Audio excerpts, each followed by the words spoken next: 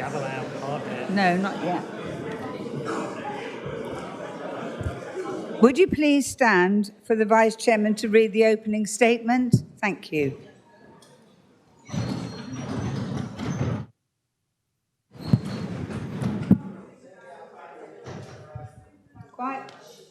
Quiet, please. We are gathered here to take decisions which bind this council for time to come. Let us do so calmly, with dignity and goodwill, and let us accompany our right to freedom of expression with personal honesty, careful forethought, and respect for others. May our decisions be just and fair, and in the best interests of the people who live and work in our beautiful, historic county of Dorset.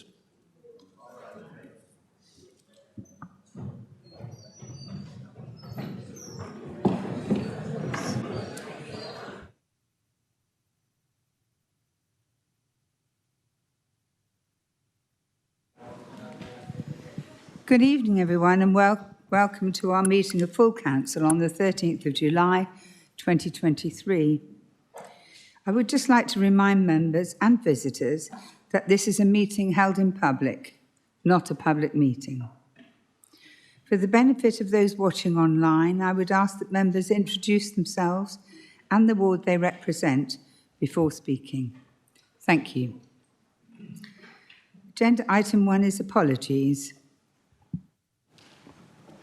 Apologies have been received from Councillors J Dover, N Ireland, G Carr Jones, M Rowe, B Gorringe, P Wharf, M Dyer, S Williams, A Alford, E Parker, R Knox and R Tarr.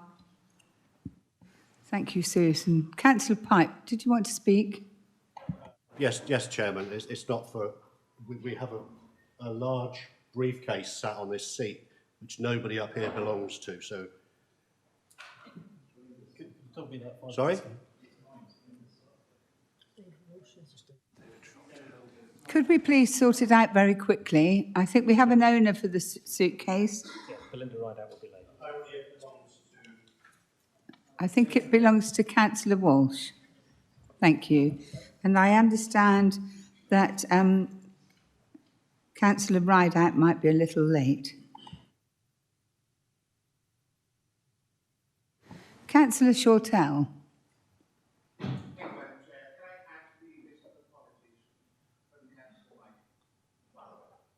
Councillor who?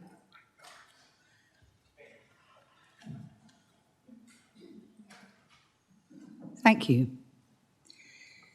Item 2 on the agenda is the minutes. Please could I have your approval for the minutes of the meeting held on the 11th of May 2023? Thank you very much. Agenda item 3 is declarations of interest. Do we have any? I see one. Thank you. So, on to the Chairman's announcements. I would like to extend a warm welcome to Councillor Richard Crabb, elected on the 29th of June 2023 as the new Councillor for Sherborne West. I would also like to welcome members of the Youth Council who are sitting at the back of the chamber this evening. Thank you. Agenda item 5 is a public participation questions and statements. And we have question 1 submitted by Alex Bailey, who's attending.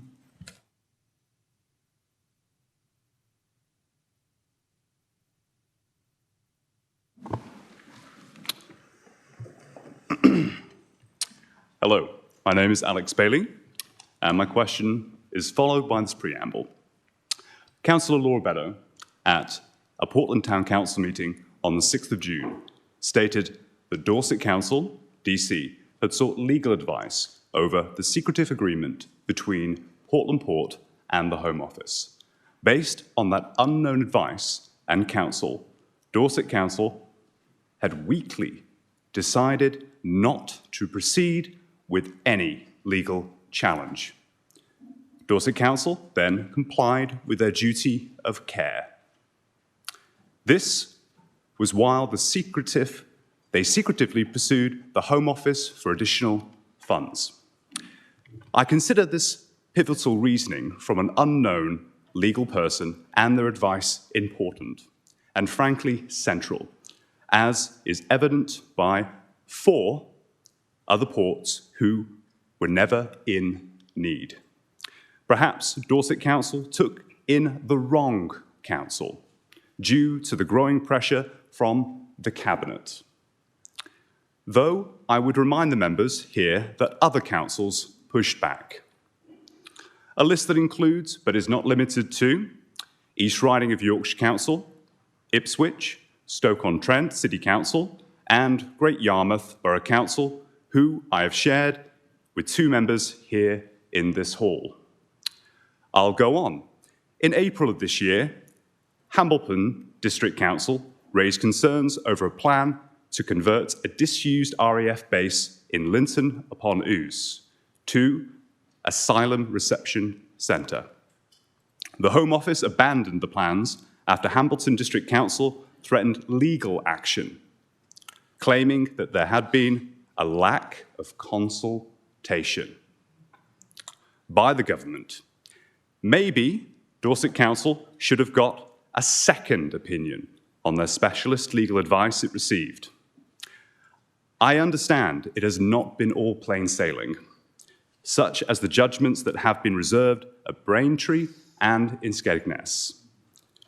I would share with you, at nearly 300 words, a story of a valiant gentleman from Bexhill-on-Sea named Jeff Newham, who is still fighting the Home Office over HMP North Eye and was able to raise £15,000 for a judicial review over a Class Q ruling. How amazing is that?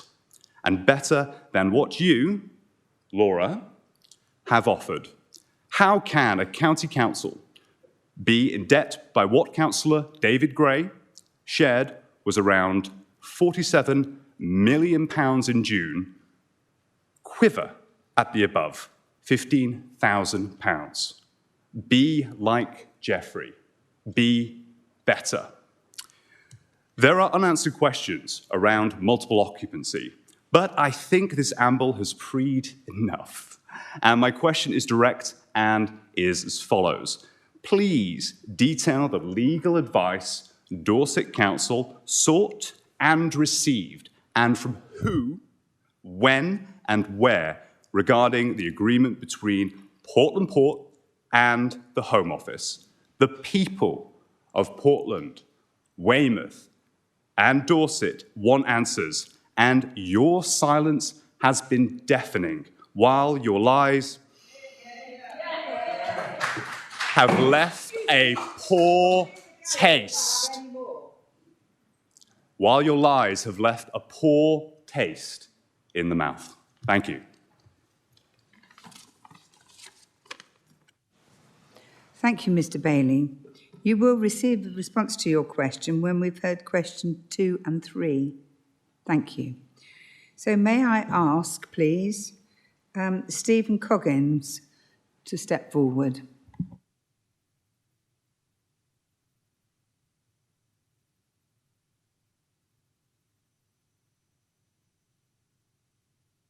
That one? Hello, my name's Stephen Coggins, just a resident from Portland. Simple question. Why are Dorset Council not mounting legal actions to stop the barge, which is in a deprived area with limited services, with one route access to the island, plus its core income is tourism? At least 3 other councils around the UK have succeeded in court injunctions. Why don't you? And that is it. Please.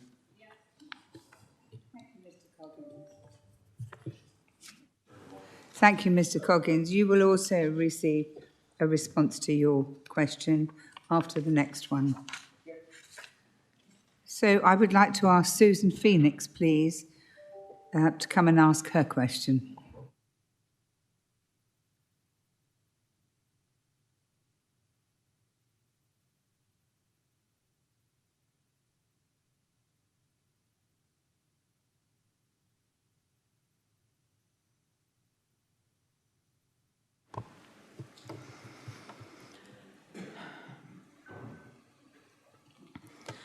I feel it's all been said before, but I want to put this because I know the strength of feeling that I have felt from moving around the community in the last 2 or 3 weeks. People I haven't known before, and they're all wanting me to ask this question, which is just a support of my colleagues before. Please, would the council consider changing their position and challenging the placement of the Bibby Stockholm in Portland Harbour? It cannot be too late, and it would restore so much confidence in the local communities of Portland and Weymouth. And why did you not inform the local population before deciding not to challenge? As a small community, a very good community, and a very poor community, we're being made to look foolish in the whole of UK, when other communities, as has been said before, with similar limited resources, took the decision and have successfully challenged massive immigration into those small areas that need to stay small and intimate and friendly. Thank you, Ms Phoenix. We will now ask Councillor Spencer-Flower to respond to all 3 questions. Thank you very much, Chairman. It falls to me to answer the 3 questions.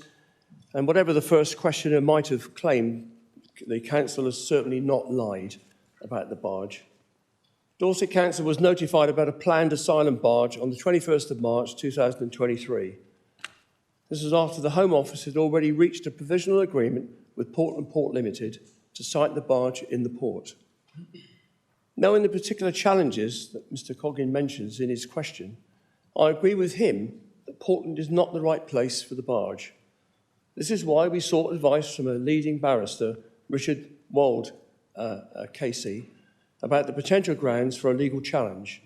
Mr Wald was chosen because of his expertise and his success in obtaining an injunction against the Home Office plan for asylum hotels in Great Yarmouth.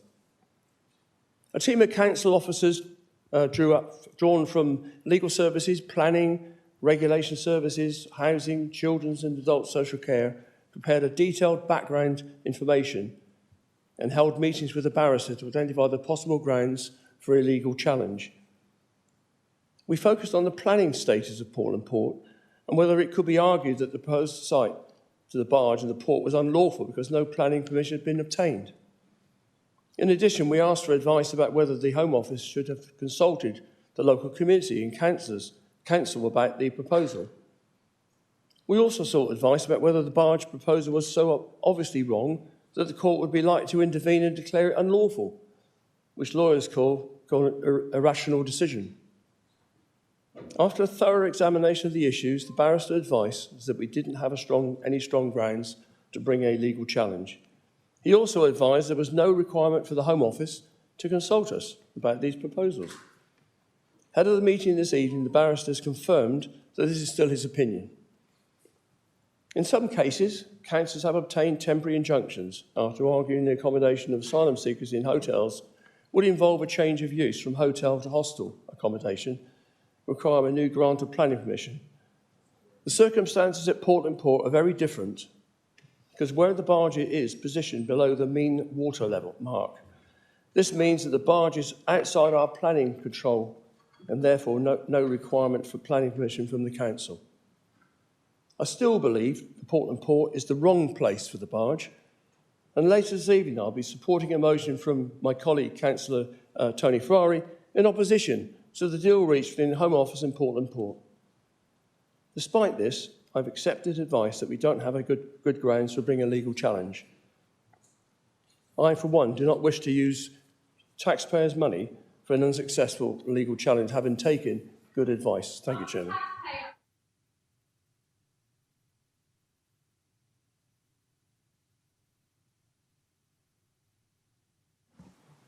Thank you, Councillor Flower.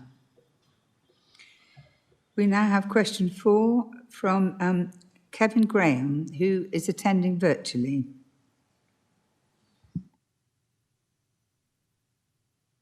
Good evening. Can everybody hear me? Yes, Mr. Graham. Thank you. My name's Kevin Graham. I'm a 10-year resident in Sherborne and for 7 years a resident at the new Corelli estate that's recently been constructed by Persimmon. Now, after close to 10 years on site, Persimmon have now left the estate with incomplete roads, pavements, street lighting, block drains, building material rubbish discarded in various locations on the site, 2 10-metre high soil spill tips at one part of the estate, various poorly supported and dangerous metal grid fencing alongside unmown verges for months at a time. Now, Persimmon, via their managing agent Blenheims, have imposed an estate rent charge on purchasers and used this mechanism to collect an ever-increasing annual maintenance fee with no accountability or transparency. This ultimately gives Persimmon stroke Blenheims the power to dispossess owners of their property if the charge is unpaid or is challenged. But my question to the council is, why have the Dorset County Council never enforced the planning requirements required of Persimmon, and what are the council doing about ensuring satisfactory compliance with all of Persimmon's obligations to the residents of Corelli Estate? Thank you. Thank you for your question, Mr. Graham. We'll receive a response from Councillor David Walsh.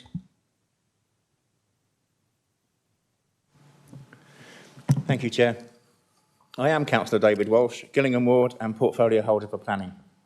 Chairman, I've also received a question on the same topic from Councillor Crabb, and my following response is for both questions. The Council currently has an open planning enforcement case in relation to this site, and officers are looking into various concerns as part of this case, including concerns about the footway link, highways, street lighting and soil heaps. Officers have been in correspondence with Persimmon to seek to resolve the issues, and the enforcement manager will now be reviewing this case in consultation with the highways team to establish whether the issues can be resolved informally. The enforcement case remains open, and the team will review potential options for formal action if this is not possible to resolve matters informally. Thank you, Chair. Thank you, Councillor Walsh. Question 5 was going to be put from Paul Rollison, but has been withdrawn. So we move on to question 6 from Councillor M. Bell on behalf of Weymouth Council.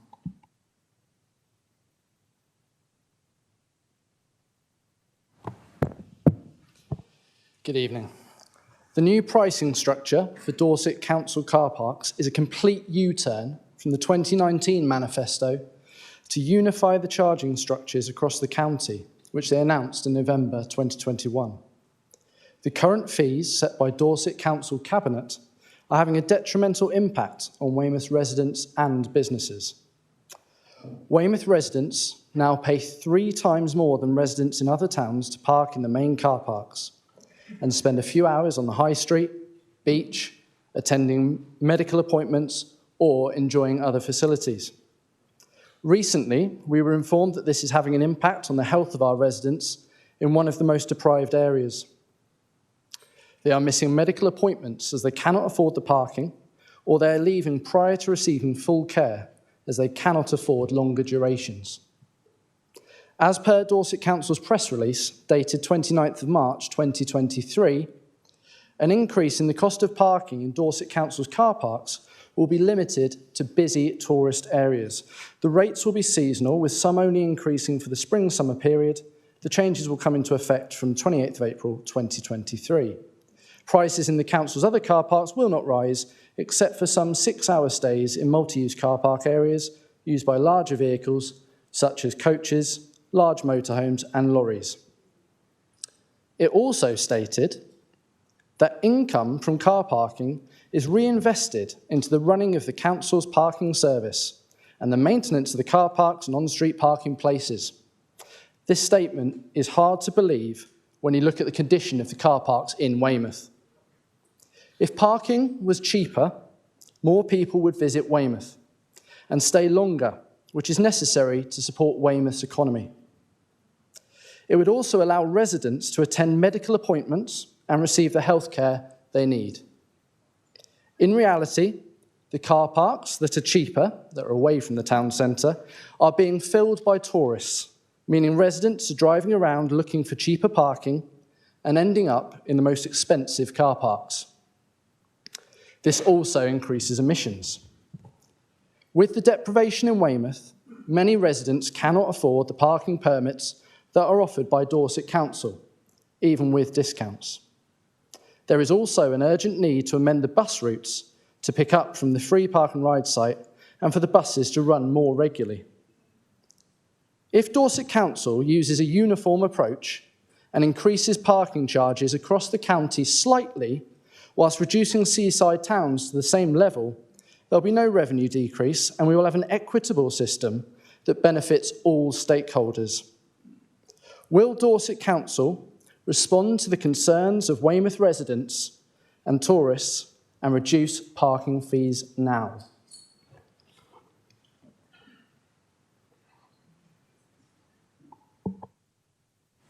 Thank you very much for your question. We will receive a response from Councillor Bryan, but we're stacking them up tonight because obviously they're all on the same subject. So after question 9, we will receive a response to the questions 6, 7, 8 and 9 from Councillor Bryan. So question 7, please, submitted by Councillor C. James, who should be attending. Thank you.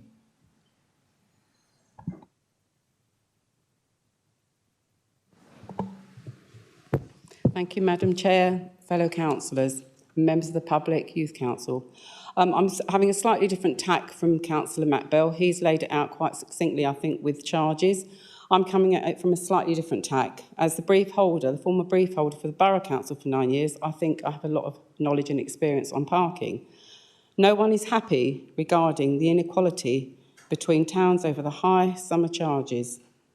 They will have and have made residents and visitors think twice before staying, all of which has a huge knock-on effect to our town's economy. After a little investigating, and something I'd done as brief holder before, I feel that Dorset Council could maximise their car parks with a little jiggling to accommodate possibly an extra 200 spaces. And I have checked all the car parks, and this was from workings out from before. This would enable, hopefully, a different charging regime to be brought in, thus helping Weymouth, but still giving Dorset Council extra income. And the way I've worked it out, with some of the charges, and if you increased those parking spaces, you could earn up to £1 million a year. Looking at long stay and short stay, I don't know why we can't just have car parking and no designated length of stay. And during the term as brief holder, I worked with 2 former officers of the Borough Council, Alan Muncaster and Bob Savage, who some of you probably know, and to design installation of airs, spaces for campers to hook up, creating an income for both parking as well as the town's economy. Those plans are still in their ownership and are there waiting to be utilised. DC could have been earning quite a good income out of that if they'd done this. We also worked on possible evening boot car sales, car dealership monthly sales and pop-ups and open-air cinemas, all things that could earn an income from those car parks during an evening. I'm quite proud that I initiated the biggest shake-up we had in parking and quite proud that we managed to keep and still have the after-6 parking. Parking should not still be a cash cow, and the detrimental minuses to the residents include those missing a doctor's appointment, as has been alluded to by Councillor Bell, because the charges are extremely high for many. We don't have a bus service of any value. People need their cars. And trying to be green is all very well, but a combination of those things, high parking charges and no bus service and being green, is having a consequence on Weymouth's economy. In light of the problems of patients having to park and not overstaying, would it be a gesture to allow some of the doctor's surgeries to have special dispensation, to have pound an hour slots for those seeing a doctor so that they don't have to worry, as it is a worry enough going to the doctors without having to worry about parking? And my question at the end of this, would Councillor Bryan be prepared to meet with me to discuss further my ideas As rather than just come here and demand that we reduce charges, which I do think we should do, I'm giving you a possible solution for extra income. Thank you.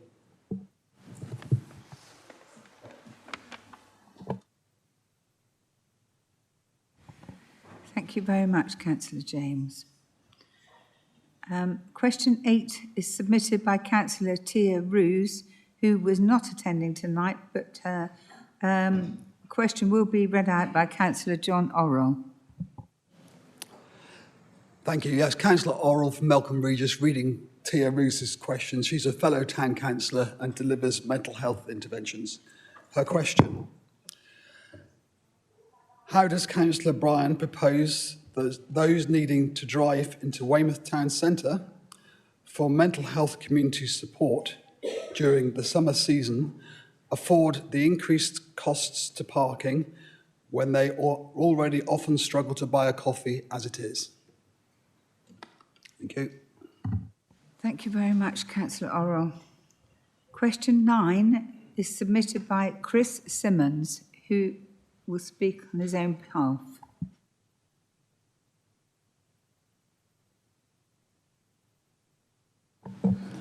Hello. So my question is, sorry, let me get the exact wording of this right. When 14.5% of your revenue, Dorset Council this is from rates, and you are 2.3 million down on parking revenue, why are you driving people out of town by doubling and tripling, as is the case of a Park Street car park in Weymouth, the existing charges? I'd like to know this on behalf of 43 rates payers who I've got to sign a petition today off the cuff, who are quite unhappy about it. Everyone on this list, along with various others who I've spoken to in the town, have noticed a decline in their business since the parking charges went up. They all know people who are local who can't afford to come into town to shop anymore. They all have regulars who won't be coming back because the extra cost is just too much. People are quite hard up these days. They've all heard tourists say they're not coming back, and if even half the tourists who we've all heard don't come back next year, Weymouth Town Centre will be in a lot of trouble. It strikes as quite an irresponsible move to up the charges so high, and it's hard to see the reason behind it. If, as was my idea, you just made it £5 parking all day, you could undercut the privates, buy up their land, and then expand from there. Thank you very much, Mr. Simmons. Thank you very much. Cheers. Thank you. Excuse me, madam. Either you keep quiet or I will have to clear the whole gallery, and then you will deny other members of the public democracy. Good night. Thank you. Over to Councillor Ray Bryan, please.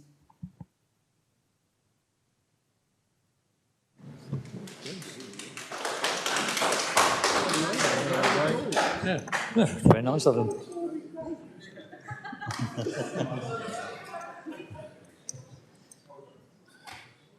Good evening, everybody. I'm Councillor Ray Bryan with the portfolio holder for Highways, Travel, Environment, Harbours and Climate Change. The Dorset Council area is unique in its makeup, having very rural and isolated locations, several market towns and popular beach locations that attract a huge increase of visitor numbers to the area. The introduction of the 3-level charging scheme last year supports these differing geographies and the number of customers who park in each area. These proposals, when we formulated them, were subject to full member engagement at every stage. The increase in level 3 car park charges builds on the 3-level charging scheme. The 3 levels remain. However, now there is focused on tourist destinations. Thus, in Weymouth, there is a higher tariff in the Pavilion, Swannery, Melcombe Regis, Park Street, Lodmore and the beach car parks. To protect local residents from the higher tariff, the Nothe, council offices, Governor's Lane, Coaston's Quay and Royal Yard car parks remain at the same level 2, thus providing 493 spaces for local residents. I do acknowledge the comment that was passed earlier on, and I'll look at that at a later stage with other people using those spaces. So let me deal with that after this event. This is exactly the same tariff as our other market towns, such as Dorchester, Wareham and Wimborne. The other level 3 locations, Portland, Lyme Regis, Charmouth, West Bexington and West Bay, have had the same tariff increase as Weymouth level 3 car parks this year. However, unlike Weymouth, these locations do not have the benefit of level 2 parks for local residents. Again, something we are working to try and address. There does not appear to be a reduction in car park usage, because with the new machines, we are getting regular daily data as to the usage of the car parks and are able to compare it. As with all charges, we monitor the impact on each local area. The new machines we have installed will enable us to analyse any change in use, and we will make amendments to the tariff if proved necessary. That is a promise. Previously, Weymouth and Portland Borough Council residents did not have the benefit of a short stay permit, and they would have to pay the full season's tariff all year for their short visits. The prices for that season permit range from £546 a year, which included the Peninsula car park, to £325 a year, which excluded the Peninsula car park. Hence, a permit was introduced to support residents when making quick visits to the car parks, whether this to be the shops, dog walks, sea swims, or medical appointments. The short stay permit, which allows 2 hours parking every day, is £78 a year, which is the equivalent of £1.50 a week, or 22 pence per day. I would add, it is also a means that a Weymouth resident or any other resident of Dorset can use this permit when visiting any level 1 or 2 car park in the whole of the Dorset Council area. Residents from other areas can use their short stay permit when visiting Weymouth. We have introduced a maintenance plan for our car parks. This includes cyclical vegetation maintenance work, lighting inspectors, and improvements and groundworks. We have recently completed surface works at Overcombe and Beach car parks and have invested in new machines in all of our car parks. Let me just add that the reason we've invested in the new machines is because as a council we inherited a lot of machines that weren't up to the standard. So we've invested in new machines across the area. We will also be carrying out relining works and further surface works. The pricing structure means that the longer you stay, the cheaper the parking is per hour. For example, for 1 hour it's £3, 4 hours is £7.50 or £1.87 per hour. 10 hours is £1.50 an hour. Parking remains free from 6 p.m. to 8 a.m, unlike other areas. In comparison, in Bournemouth, it's £3.30 for 1 hour, £19.80 for 6 hours, and £24.20 if you want to stay for 24 hours. We have also introduced a rollover tariff, which means that if a customer parks at 5 p.m. and pays for 3 hours parking on one day, they can stay until 10 a.m. the following day, as the free overnight period is included in the ticket. This is a help to the tourism industry. Thus, a 10-hour ticket gives you a 24-hour stay at no extra cost. However, I would point out that this does not include Chesil and Portland, because they are at 24-hour charging car parks and motorhomes, as they are not permitted in car parks after 10 p.m. The only out-of-town car park in Weymouth is the Park and Ride, which remains free to park, but you pay for your bus fare. First Bus runs a commercial service with their local service number 2. It is usual procedure for additional buses to run from the Park and Ride for the summer period to cope with demand. The level 2 tariff car parks in Weymouth are in the centre of town, and during the summer months, visitors are directed to the Swannery car park, so that is filled first. We have been looking into alternative ways that our car parks can raise revenue using some spare capacity, and I take on board one of our speakers, and I will have a conversation with her to get her ideas to see whether any of them are adaptable to our requirements. There's no promises, but I'm listening.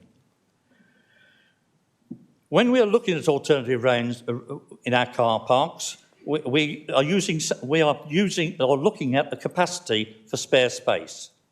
There are limits due to legislation.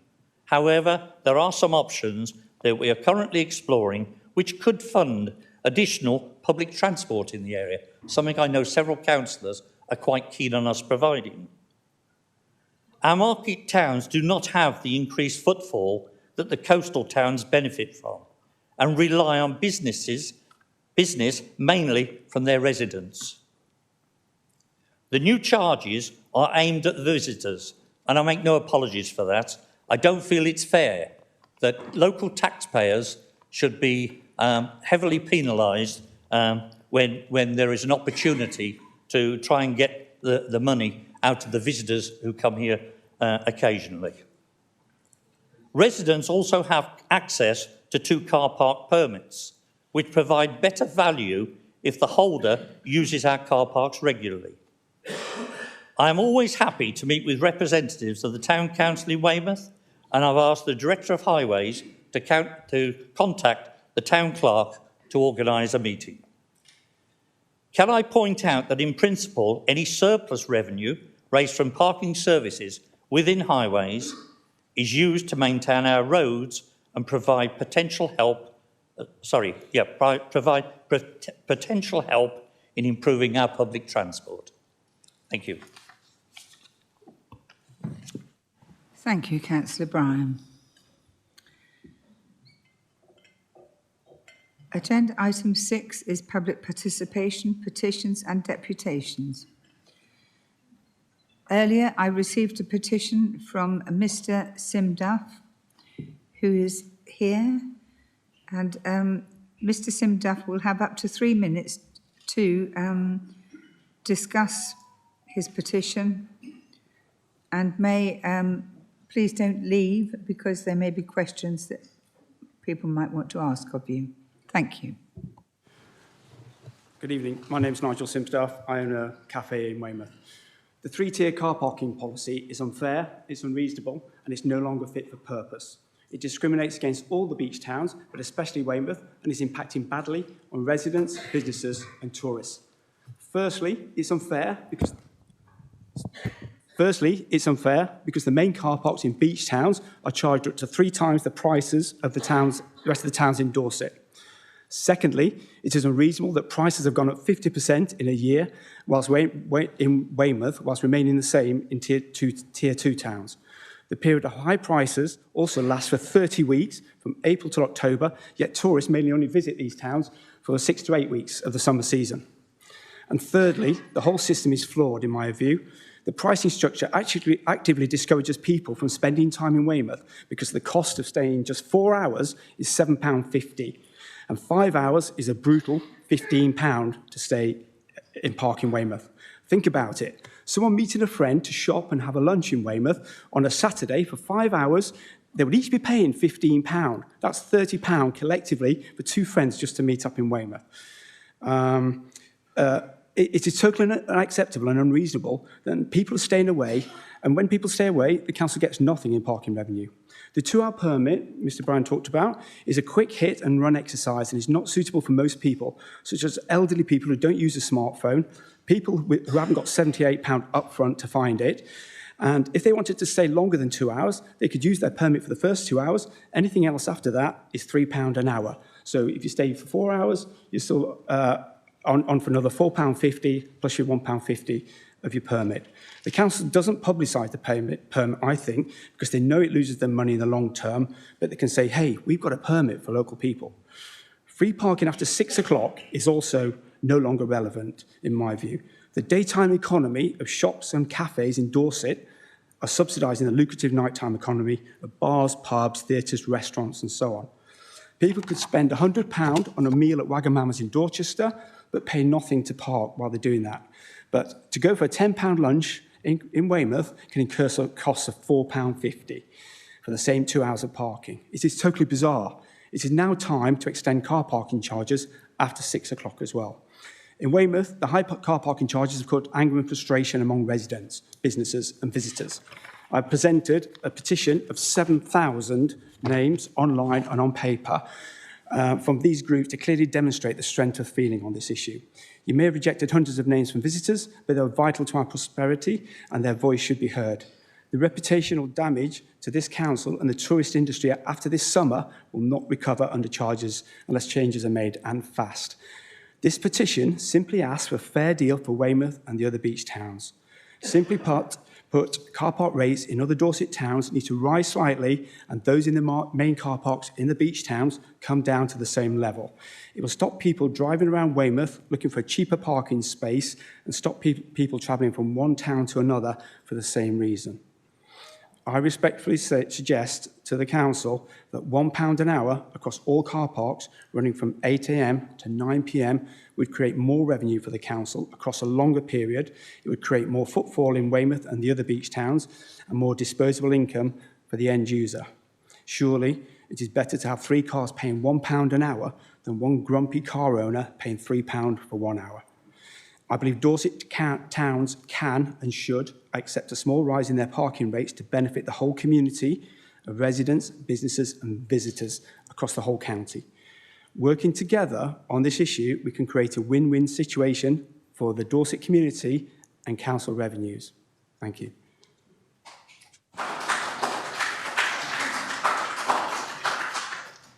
Thank you, Mr. Simdale. Thank you for your petition and for your explanation of what it's all about. I'm now going to ask Councillor Gary Suttle to respond. Gary Suttle, Finance Portfolio Holder. Okay. Well, I think firstly, I'd like to thank those who prepared this petition. It takes passion, hard work to bring this to the council. I applaud the effort that you've made. You may be surprised that an item that appears to relate to parking in Weymouth is being responded to by the Finance Portfolio Holder. However, this is because any change to parking income will impact the budget, and due consideration would have to be given to how this would impact long term. Tonight, I would like to move this matter, refer it to Cabinet. This matter is based on a financial decision, and it has to be based on evidence. Petitions are about passion and belief. Finance, unfortunately, is a far duller subject, and it's based on financial evidence will have to be provided to enable us to discuss this in full. We will be able to look at the income, see if that's been impacted, the number of cars, and any other financial information that can be provided. Debate at this stage can provide no outcome, merely enhance expectations based on a lack of information, and I cannot recommend change without it. However, I acknowledge the need to expedite this matter and have a decision as soon as possible. And based on that, I will give you 2 clear assurances. 1, this will be debated in Cabinet as soon as is practically possible. And secondly, if the evidence clearly shows a detrimental effect due to the car parking policy, I will recommend change. Thank you. Thank you, Councillor Suttle. Councillor Spencer-Flower. Thank you very much, Chairman. Well, I endorse what Gary Suttle has said. I think it is the right approach to take it back to Cabinet, and I do appreciate the points you've made. And but one thing we've done very well in this chamber, we've based our decisions on data, on knowledge, and the time we've taken, for example, the time we've taken in how we've prepared our budgets has been very, very thorough. And I think we shouldn't depart from that, because at the end of the day, I think we get the right outcome. So we can take it back to Cabinet with an open mind. And you know, those of you that attend Cabinet know how I chair Cabinet. I give colleagues the opportunity to either submit a written question or they can can be given the opportunity during the debate, the councillors I'm talking about, during the debate, to ask a question or make a comment before the Cabinet actually get down to having the debate. So it's a really good opportunity. It's in the public domain. It's a really good opportunity when we've got the data on which we can then base what I believe to be would be a sensible outcome. No hidden agenda, no sort of we've made a decision, we're not going to listen to what you've had to say. Ray's already indicated that we will look again. But as Gary's pointed out, it is part of a comprehensive budget that we've prepared extremely well by this council at every level. Thank you, Chairman. So I'll second. Thank you, Councillor Flower. Do you have any comments here from the members? Councillor Heatley. Thank you, Chair. Councillor Brian Heatley from Bodwell and Wyke in Weymouth. I'm one of those. Sorry, I'm one of those who supported the two basic principles behind the reorganisation of our car park charges before, that there should be uniformity across the council and that we should seek to get a bit more from our visitors. So I agree with that. It is clear that something quite serious has gone wrong in Weymouth, and that in many ordinary instances, people have suddenly found that they're paying greatly increased charges, and we have to do something about it. I think it's fine to refer it to Cabinet, but I think I'd like to know when as soon as possible is. Like, could it be the next but one Cabinet it comes back to? Thank you. Thank you, Councillor Heatley. Before I ask anybody else, we need to clarify that we're actually having a debate to send it to Cabinet, not having a debate. I just may respond to Councillor Heatley, if that's okay, Chair. There isn't one in August, so it will be September. So it will be the first available Cabinet, and it will be discussed in full. Mr. Duff is, as a member of the public, is welcome. I hope he does attend, and I hope that we can make a decision as quickly as possible, because it's clearly a problem. Thank you. Thank you very much. We have Councillor Fry, I believe, was next. Or wasn't, sorry. How about Councillor Hope? Thank you very much, Madam Chairman. Councillor Hope, Western Ward in Weymouth. I was hoping, as part of this recommendation off the back of the petition, that this piece of work may also go to place scrutiny, place an overview. Because what concerns me here is Councillor Suttle said the decision will be made purely on financial impact to this council. I think there's a wider scope here, and I think it needs to be looked at by the place and overview scrutiny, because we're talking about here the impact on Weymouth residents' health who cannot afford those medical appointments. We're also talking about the impact on our local businesses who are also local employers. This has such more of a bigger impact than just the council's budgets. It needs a wider review.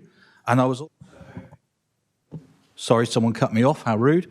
I was also hoping that the motion from Weymouth Town Council would have been here this evening, where Weymouth Town Council has motioned that fact that this should go to the place and overview scrutiny. So I hope that you may consider that within the recommendation and also send it there. Councillor Hope, as far as I can see, it's not a scrutiny function, but I will ask Jonathan for his opinion. Thank you, Chairman. Jonathan Mayer, Director of Legal and Democratic. If I can clarify for members, this is not, in our arrangements, a scrutiny function. This could be a matter for, well, it's a matter for decision by the Cabinet. The Cabinet could take advice from an overview committee on this, but the scrutiny committee, if it has a role, is afterwards. The scrutiny committee could call in a decision of the Cabinet. The scrutiny committee could call to account the portfolio holder, but it's not an issue for the scrutiny committee at this stage. Thank you. Thank you. I believe Councillor Suttle wants to add some more. Right, I'm doing some more. I just want to, what I don't want to do is have a debate or an argument in this chamber based on something I may or may not have said. So I want to be absolutely clear. I gave 2 assurances. I did not say linked to finance. I said it will be debated in Cabinet as soon as is practically possible, which is now the next Cabinet meeting. And secondly, if the evidence clearly shows a detrimental effect, that's how I left it, due to the car parking policy, I will recommend change. That's not necessarily linked to finance. It can be linked to many other things. And the evidence that we will obtain and we will discuss at Cabinet will enable us to make the logical decision at the end. Thank you very much, but I appreciate it. Thank you. Thank you. Just to reiterate, this debate is to do with whether it should be referred to Cabinet or not. Councillor O'Leary. Thank you, Chairman. Councillor Louis O'Leary, Littlemore Preston in Weymouth. I've met Mr Sims Duff on a number of occasions. I was part of the small group of councillors, including Councillor Orrell and Councillor James, who was here earlier, and later on Councillor Bell. I thank him for his petition, which is the first one we've ever had, which shows the feeling that there is amongst residents of Dorset and Weymouth in particular on this issue, and this shouldn't be taken lightly, and I'm pleased to hear the finance portfolio holder and others are taking it seriously. In following on from what Councillor Suttle said, and in response to Councillor Hope, who I don't recall being at either of those meetings, that we should be looking at now gathering the evidence of the impact this policy has, because the Cabinet knows my feelings on this policy and my opposition to it, and I've been very forceful in that in a long period of time.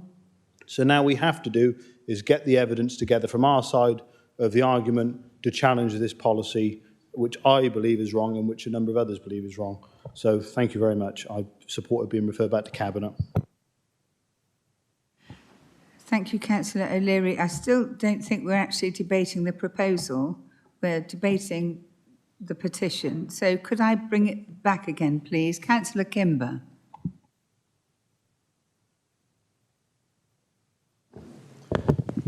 Thank you, Chair, fellow councillors. I was going to put forward an appeal. Time we get to September's Cabinet meeting, the holiday season, we will be finding ourselves working towards the end of it. And I welcome Councillor Suttle's taking it back to Cabinet. My request is that appeal, I'm going to say appeal, is could we have a special Cabinet meeting earlier? That's my question. Thank you. Thank you, Councillor Kimber. Councillor Weller. Thank you very much, Madam Chairman. Exactly the same point, actually. By September, a number of small businesses in Weymouth will be struggling so much, it will be too late for them. So whilst I understand, we can't make financial decisions on the hoof, and I understand that totally, and therefore to go back to Cabinet is the right thing. Sadly, September will be too late for a lot of Weymouth businesses. Thank you, Councillor Weller. Councillor Lacey-Clark. Thank you, Chairman. Councillor Knock-Turin, Lacey-Clark, Lamford Forum Ward, North Dorset.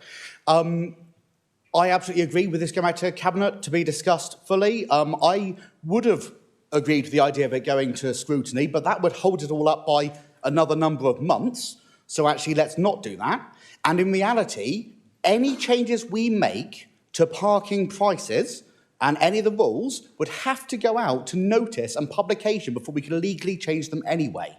So actually, we would have that delay and that time, whether or not it went to Cabinet, because of the way the law works and how you do the changes in the car parks. So can we just go to the vote on this and let us just look at this and discuss it fully with the data?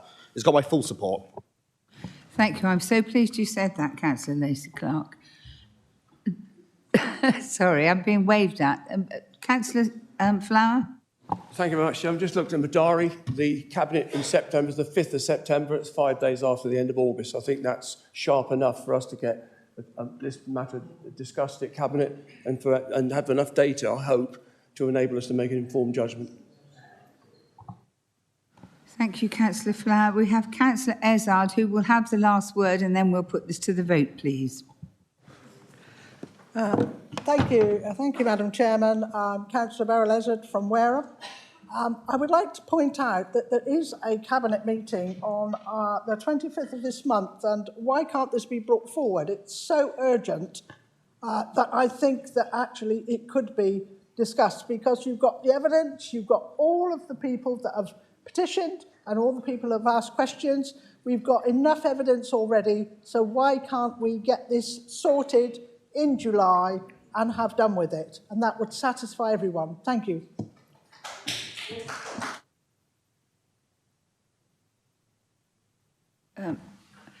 Sorry. Councillor Suttle to respond, please. Thanks, Beryl. Okay. In the knowledge that this was happening this evening, we're working with officers to try and get this information as soon as possible. We can't get it by the 25th, you know that. And soon it's only just going to be possible by the 5th of September. It's the evidence. I understand what Councillor Weller says. That's the passion bit I discussed a minute ago. But I can only fall back on the two assurances. This will happen. We're not ignoring it. We're facing it head on. We're going to take the evidence. We're going to make a decision. Maybe we'll change it. Maybe we won't. But at the end of the day, it will be debated fully based on evidence. You wouldn't want to produce the entire council budget based on what you think, would you? Or maybe you would, but I wouldn't. So we're going to do it based on the evidence. Thank you. Thank you. So we are back to the principle here. I've been advised that the agenda for Cabinet has already gone out, so we can't possibly just shove something on the end of it. You know how all this works.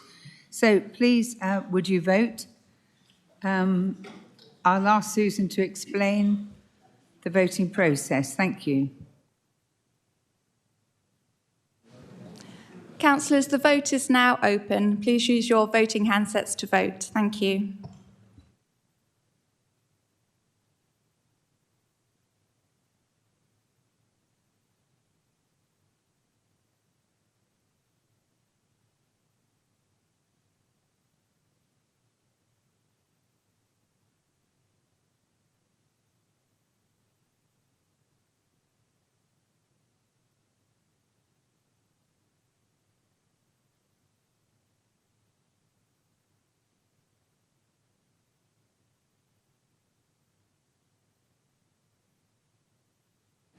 Councillor Gibson, please could you vote for us again? Thank you.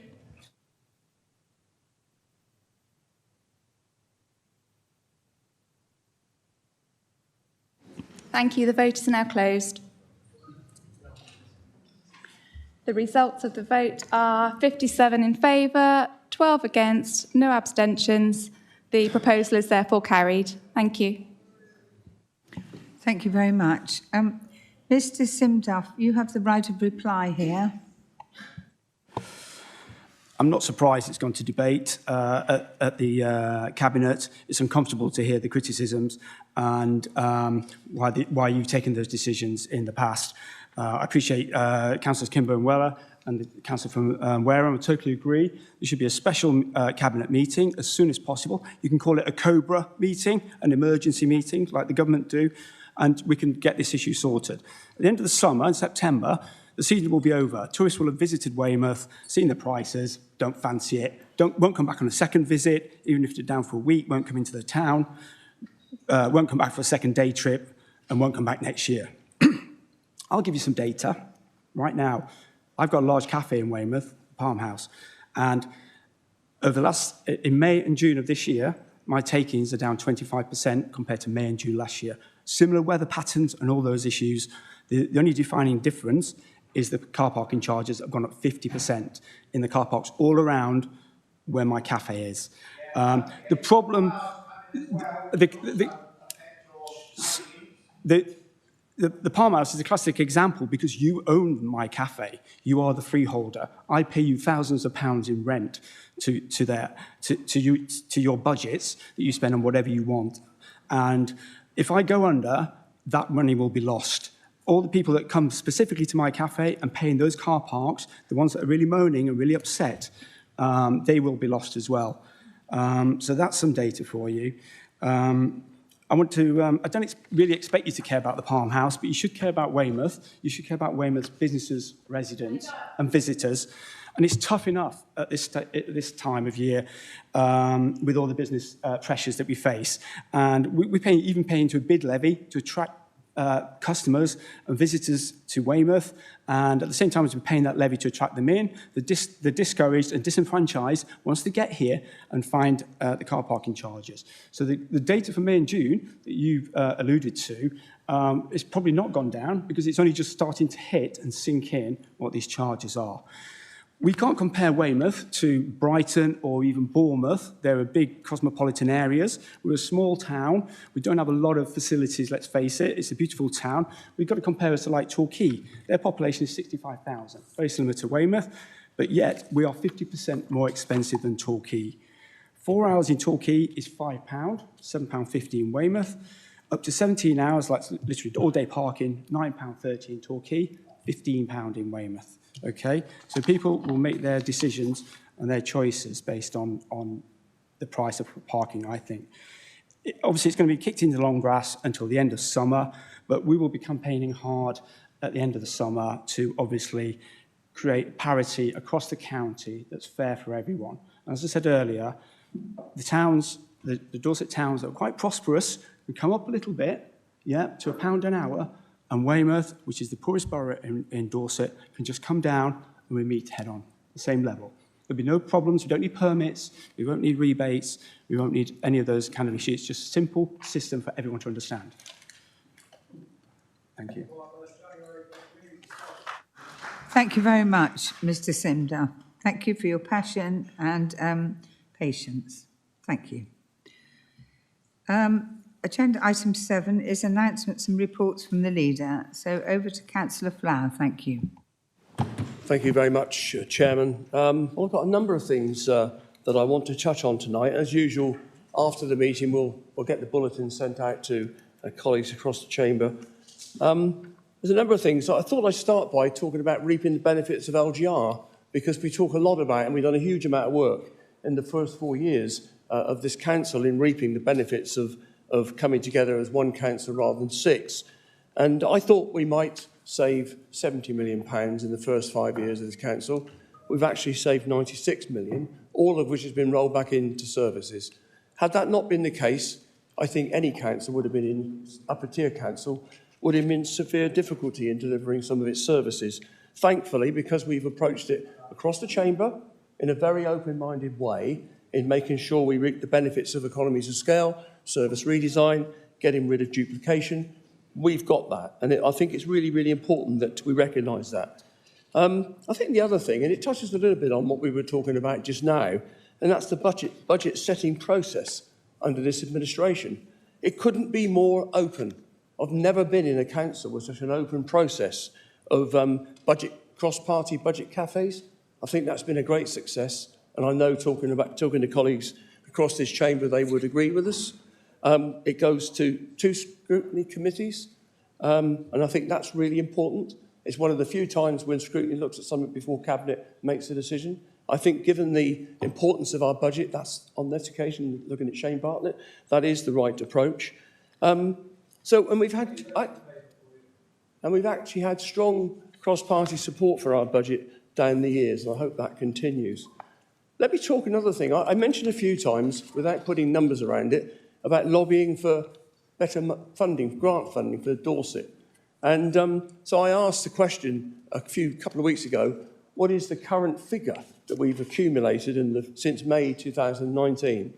And the detail is in the bulletin, and I'm not going to go into the detail this evening, but it's £121 million of funding we brought into Dorset through lobbying and so on, applying for grants and so forth, going through the competitive process very often. But nevertheless, Dorset's had recognition around some of the key things we're doing. I mean, we pick out the SELEX funding around the climate change, £19 million. A good start, not enough by any means, we want more for that, but it's a good start.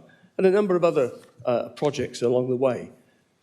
I think one of the other things, I got the opportunity the other day to meet the Secretary of State for local government. Again, it's about, I think, third or fourth time I've met Michael Gove.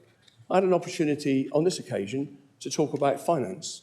I've talked about planning in the past, but I've never had the opportunity to really get it drilled down into some of the structural issues we got with the way we're funded. I mean, some of you in the room, and hopefully all of you in the room, recognise the fact that this year, for the first time since this council came into being, we got some revenue support grant, £675,000. And if you bother, and I do, I look at the spreadsheets around the country. Some of the boroughs in London get 24, 30 million a year. And if we add this, I think it's over the unitary councils across the country get about 4%, that would equate to £14 million additional funding from government to help us with things like adult social care and some of the other pressures in children's services. So we're going to keep on with that. And I've made that point to Michael Gove, that the revenue support grant process, as it currently is unfair to the shires, and we need a better deal.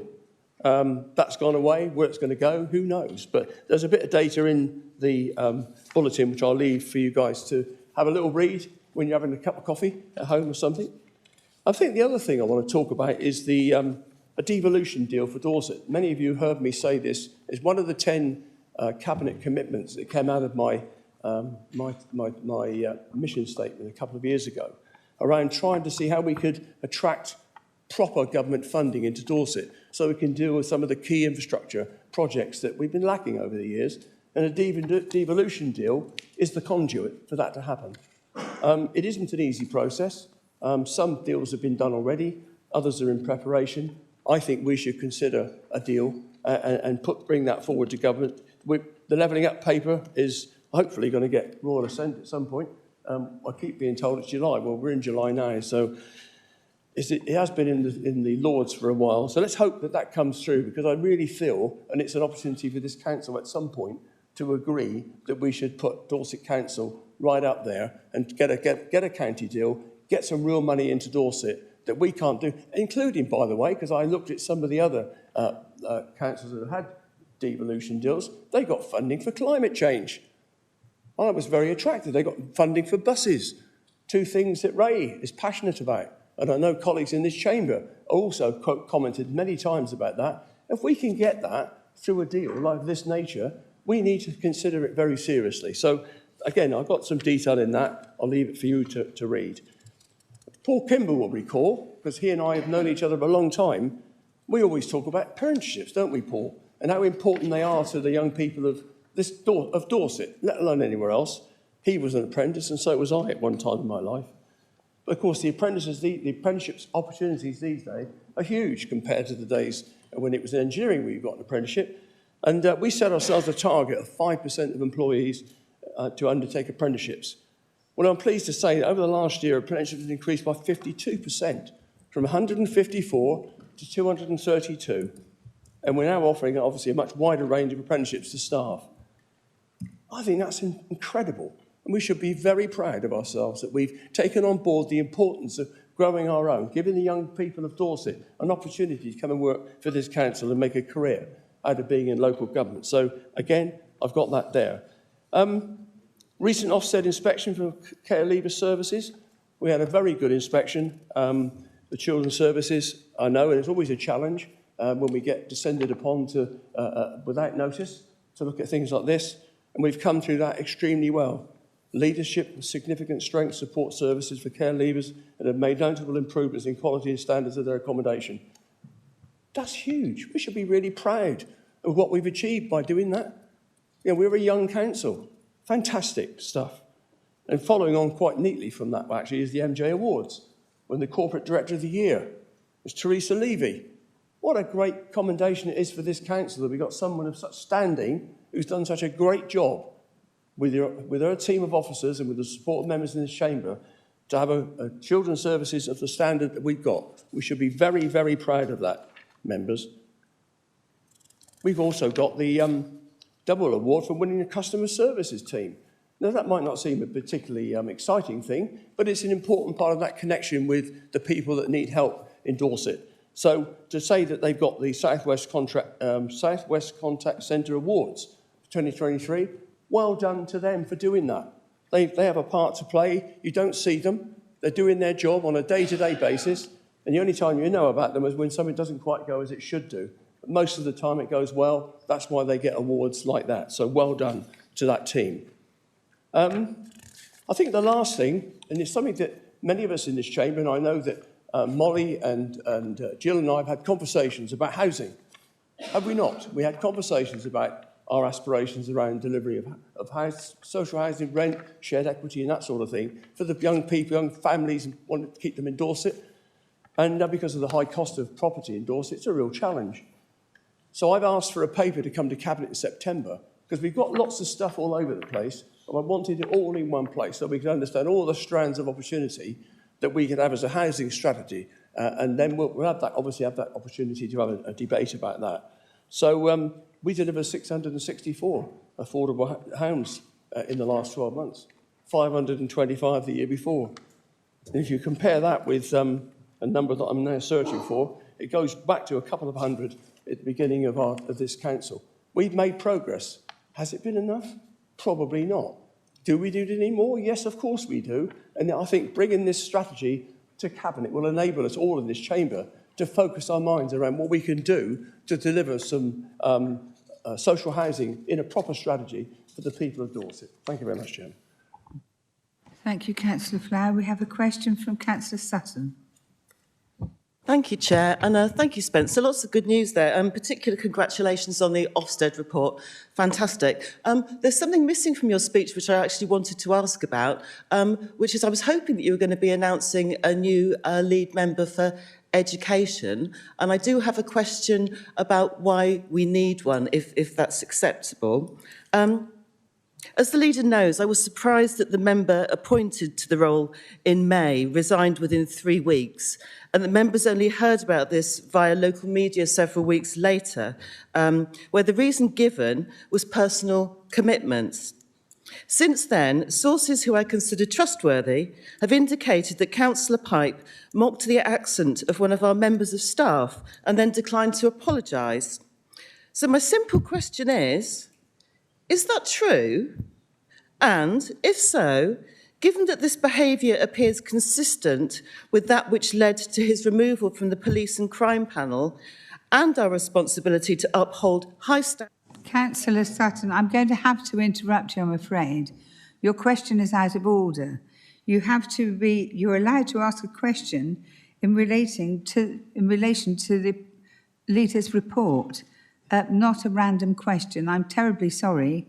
If you've got something to ask that's referring to what's been said, you're very welcome. Okay.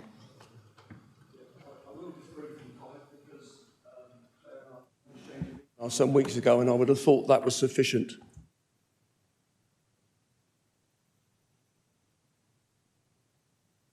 Thank you. Councillor Kimber, did you want to ask a question?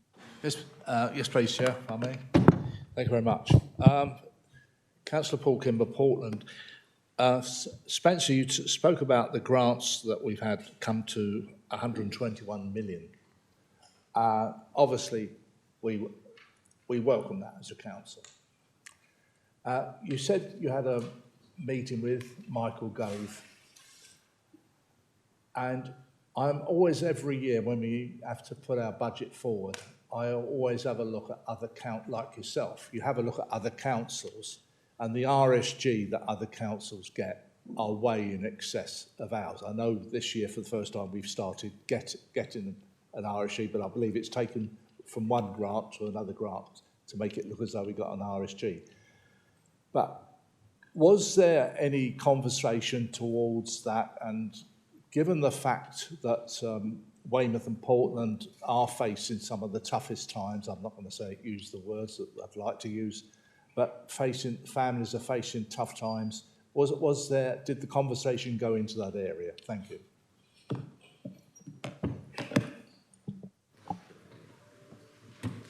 Unfortunately, Paul, we're stuck with the methodologies used by government to determine the allocation of funding. I don't think the pot's going to get any better, particularly in the current climate. But I take your point. I've made that point to him, and I wasn't the only one who made the point about the unfairness, the imbalance between the funding that we get as Dorset Council and the Shires. The Shires generally, I talk to leaders across the whole country, whether it's a unitary or whether it's a county council, all the Shires suffer very badly in terms of not getting sufficient revenue support grant, because there is that imbalance between the metropolitans and the boroughs of London and the Shires. It's a piece of work I know he recognises that needs to be doing. I think we've had sticky plasters, not just this government, but previous administrations have never really got to grips with the unfairness of the distribution of funding, and I'm hopeful that at some point in time, they keep talking about having a review of how that's done, and it keeps getting pushed to the right. And I suspect, well, I'm pretty sure now, that it won't happen until after the next general election. But it's something that I shall continue, and many of my colleagues in the LGA and the County Council Network will continue to push very hard on. Thank you. Thank you, Councillor Flower. Okie doke. Before we move on to question 8, could I just, a little word to members, the residents in the gallery.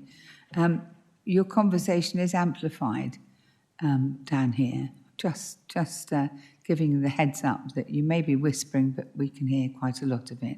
So please be mindful.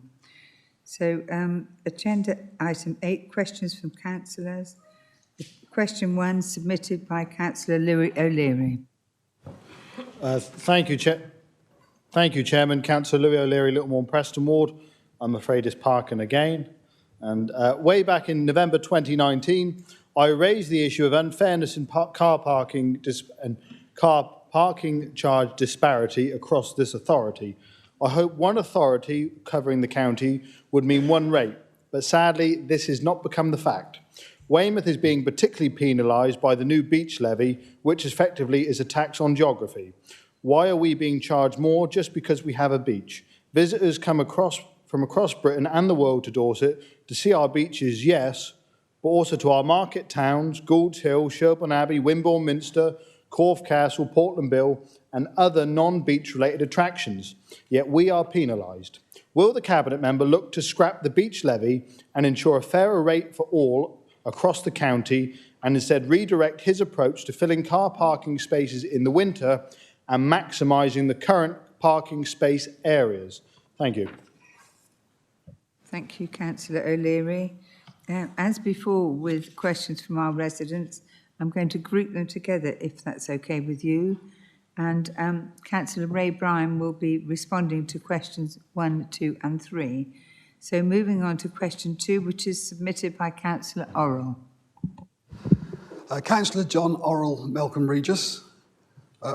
Would the Cabinet consider harmonising the parking rates across the Dorset car parks and using the revenue to support more public buses? Thank you. Thank you, Councillor Orrell. Question 3 is submitted by Councillor Ryan Hope. Thank you very much, Madam Chairman. I'm just checking, will we have the opportunity to ask a supplementary question after the response still? You would normally have one supplementary. Thank you. Okay, my question though is, the pricing structure of the Dorset Council is a complete U-turn from the 2019 manifesto to unify the charging structure across the county, which was announced in November 2021. As per Dorset Council's press release dated the 29th of March, an increase in the cost of parking in Dorset Council's car park will be limited to busy tourist areas. These rates will be seasonal, with some only increasing for the spring and summer period.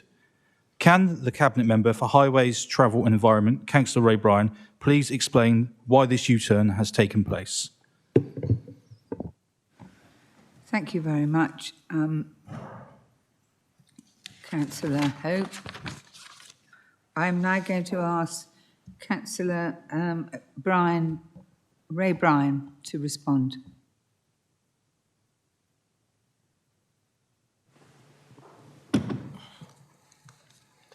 First of all, can I say to everybody, thank you for the questions.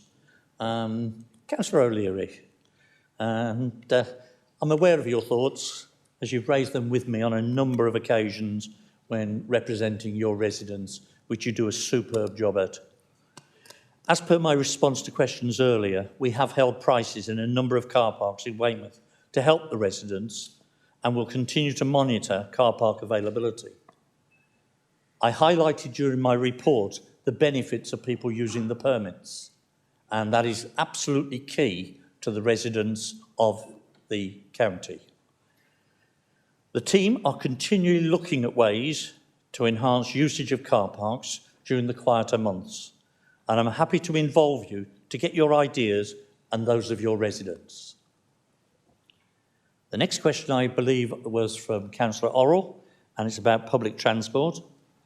Councillor Orrell, you know my passion on public transport, and if I can find money that comes out of the any surplus that we get from car parks, as I stated in my report, I'll be happy to use some of it. So I will be working on that. Again, happy to discuss with any member any of these items I'm talking about. Councillor Hope, slightly confused. We've had the three-tier in operation for over a year. So we agreed in this council chamber over a year ago on the way we were taking it forward. It went to Cabinet. You had the option to talk at Cabinet. Not sure why you didn't. So it's a bit of a surprise that you've raised it now. Can I just point out that if I understand it correctly, we talked about the unification of council tax. At no stage did this go to car parking, but it was definitely on council tax, and we carried that out in the first few months of this council's life. Thank you. Thank you very much, Councillor Bryan.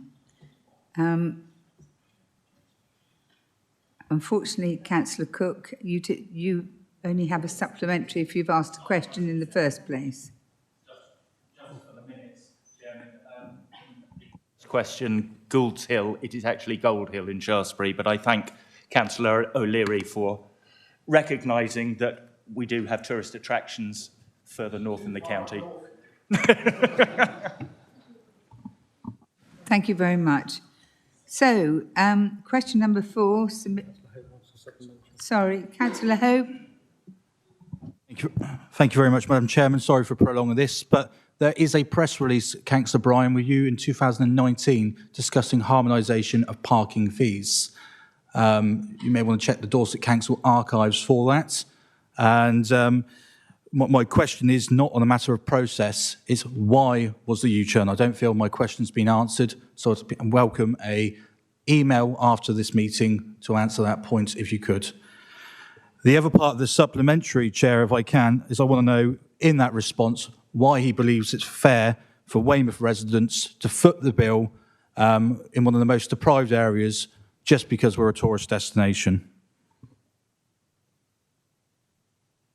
I think we will receive a further response from Councillor Bryan.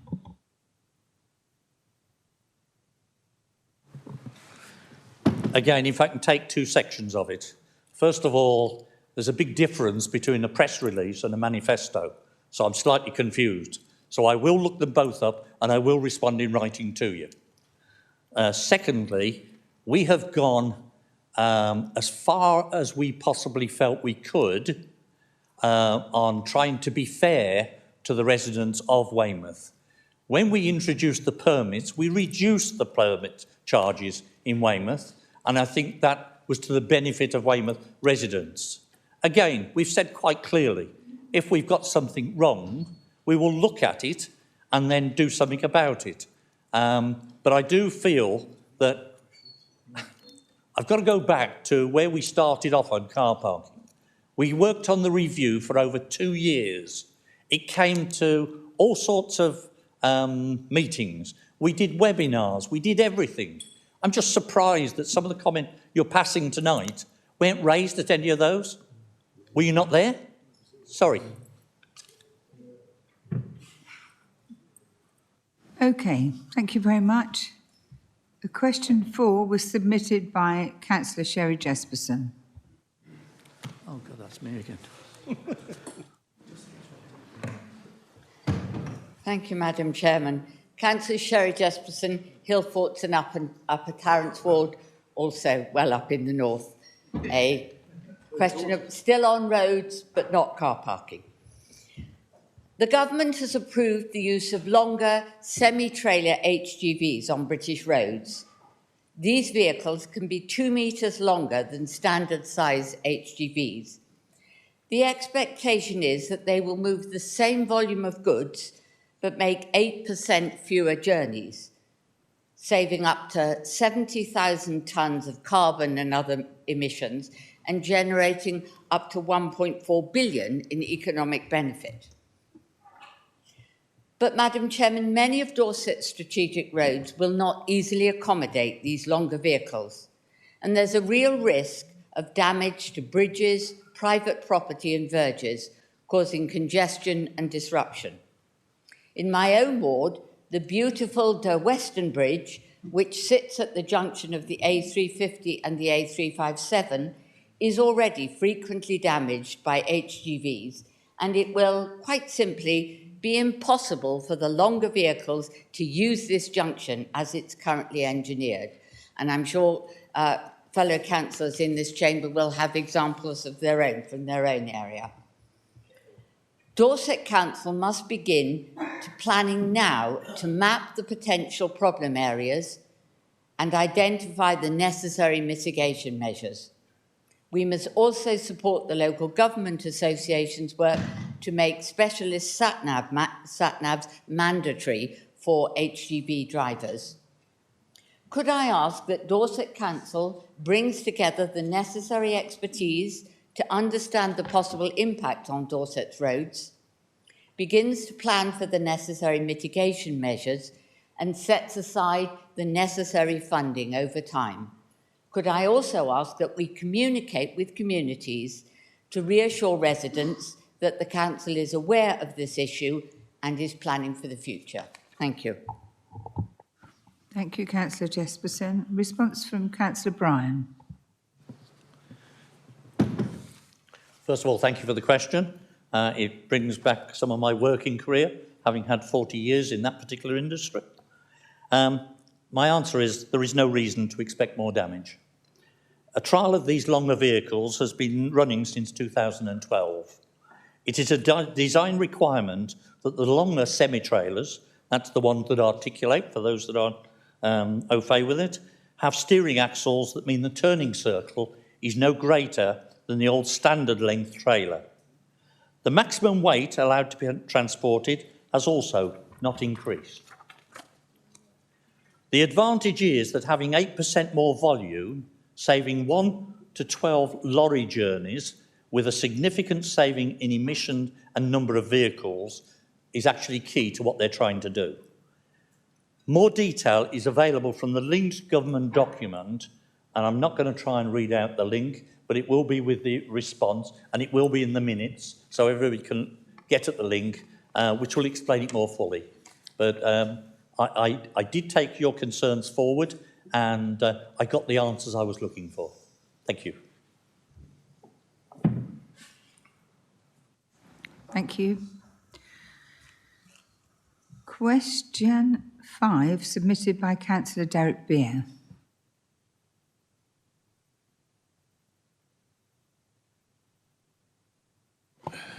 Thank you, Chairman.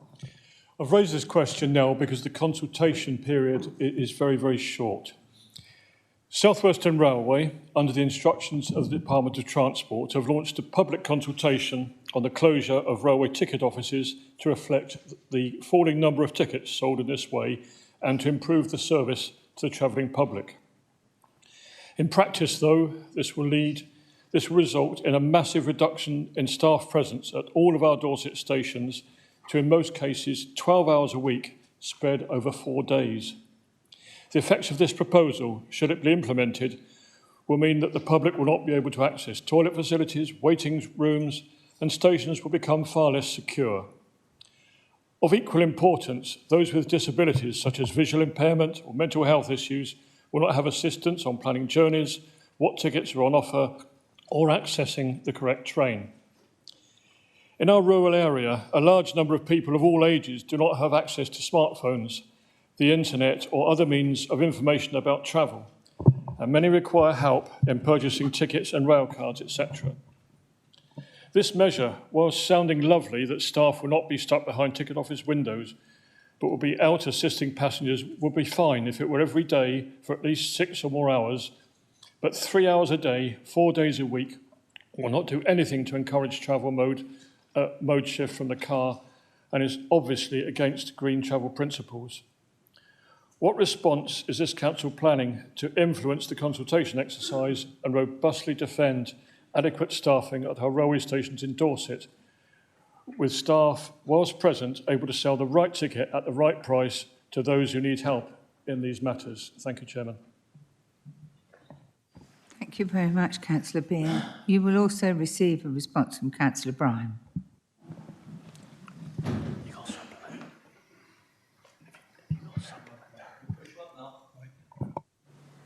Thank you. Councillor Beer, thank you for the question. It's something we've been talking about a great deal in the team.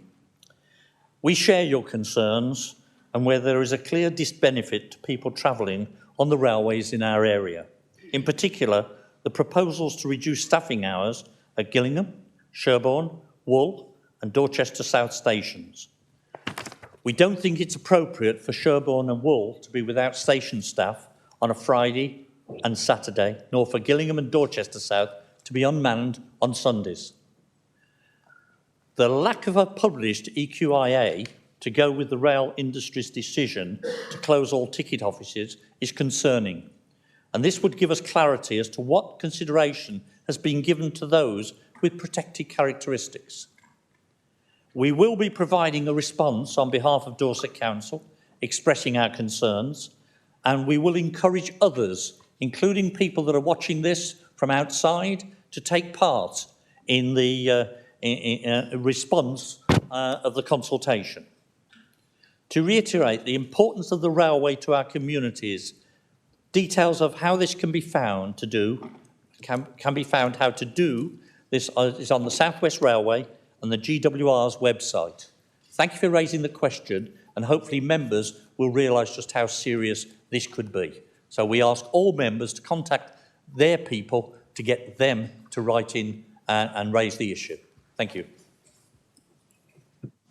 Thank you very much. You may. May I point out that I'm visiting 65 stations over 4 weeks and speaking to staff. The arrangements that we're seeing on paper don't actually reflect what's happening. The staffing at some of our stations will be remote. So, for instance, someone at Tisbury might be dealing with Gillingham, or Wool might be dealing with Wareham. It's far more serious than is actually there in the paper. So, yes, please, robustly apply about the importance of that presence at our stations. Thank you for your response. Thank you, Chairman.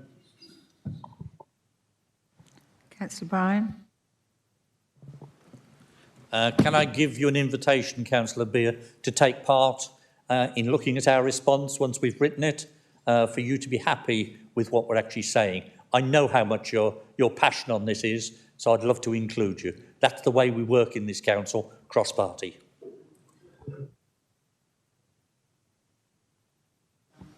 Thank you very much. Question 6 is submitted by Councillor Barrow. Thank you, Chair. I'm Councillor Pete Barrow, Radipole Ward in Weymouth. I wish to raise my concerns with regard to the significant delays in grass cutting this year. Dorset Council is 10 weeks behind with the cutting, and this has led to waist-high grass and a significant number of complaints from residents. My inbox is flooded with complaints, as is our local social media. The main complaints being the areas looking incredibly uncared for. There is an increased risk of fire. Open spaces are inaccessible. The local primary school has seen an increase in hay fever. Dogs are getting seeds in their ears and paws. I could go on, but I'm sure you get the picture. I understand Dorset Council has changed its mowing practices and will in future be picking up the cuttings. This will reduce soil fertility to slow grass growth in the future, as well as encouraging wildflowers. So after making changes to the previous grass cutting plans to bring in these new practices, Dorset Council has a new plan, which it has failed to deliver. I understand that the delay is down to mechanical failures and having to wait weeks for spares from Italy. What I do not understand is why Dorset Council has got into a situation where they are at the mercy of mowers breaking down and slow parts delivery. Dorset Council must have planned and reactive maintenance regimes in place for the mowers. What is apparent is they have failed this year. Why were parts not readily available, and why were there no spare mowers to use whilst the defective ones were being repaired? In addition, why did Dorset Council not let the residents know what was going on before it became a real issue? The lack of early information led to residents wondering if the grass was ever going to be cut, and much speculation about the cause of the delays. So in conclusion, what lessons have been learnt, what changes have been made to prevent this happening again, and is the grass cutting team under-resourced? Thank you. Thank you very much, Councillor Barrow. It's Councillor Bryan again. I think it might be easier if I remain standing. First of all, thank you for the question. As Councillor Barrow correctly points out, the DC Weymouth team have had more than their usual breakdowns this year, and parts from Europe have been much harder to source than in the last few years. This has exposed a lack of resilience, and despite best efforts, the verge cutting has fallen behind schedule. You're absolutely right. To recover from this situation, I enlisted the help of the leader, and we held some very serious meetings with the team that are doing this and the directors, and we've come up with a number of changes, some of which will have a positive effect now and others will take a little longer. These are: staff are working longer days and Saturdays to catch up.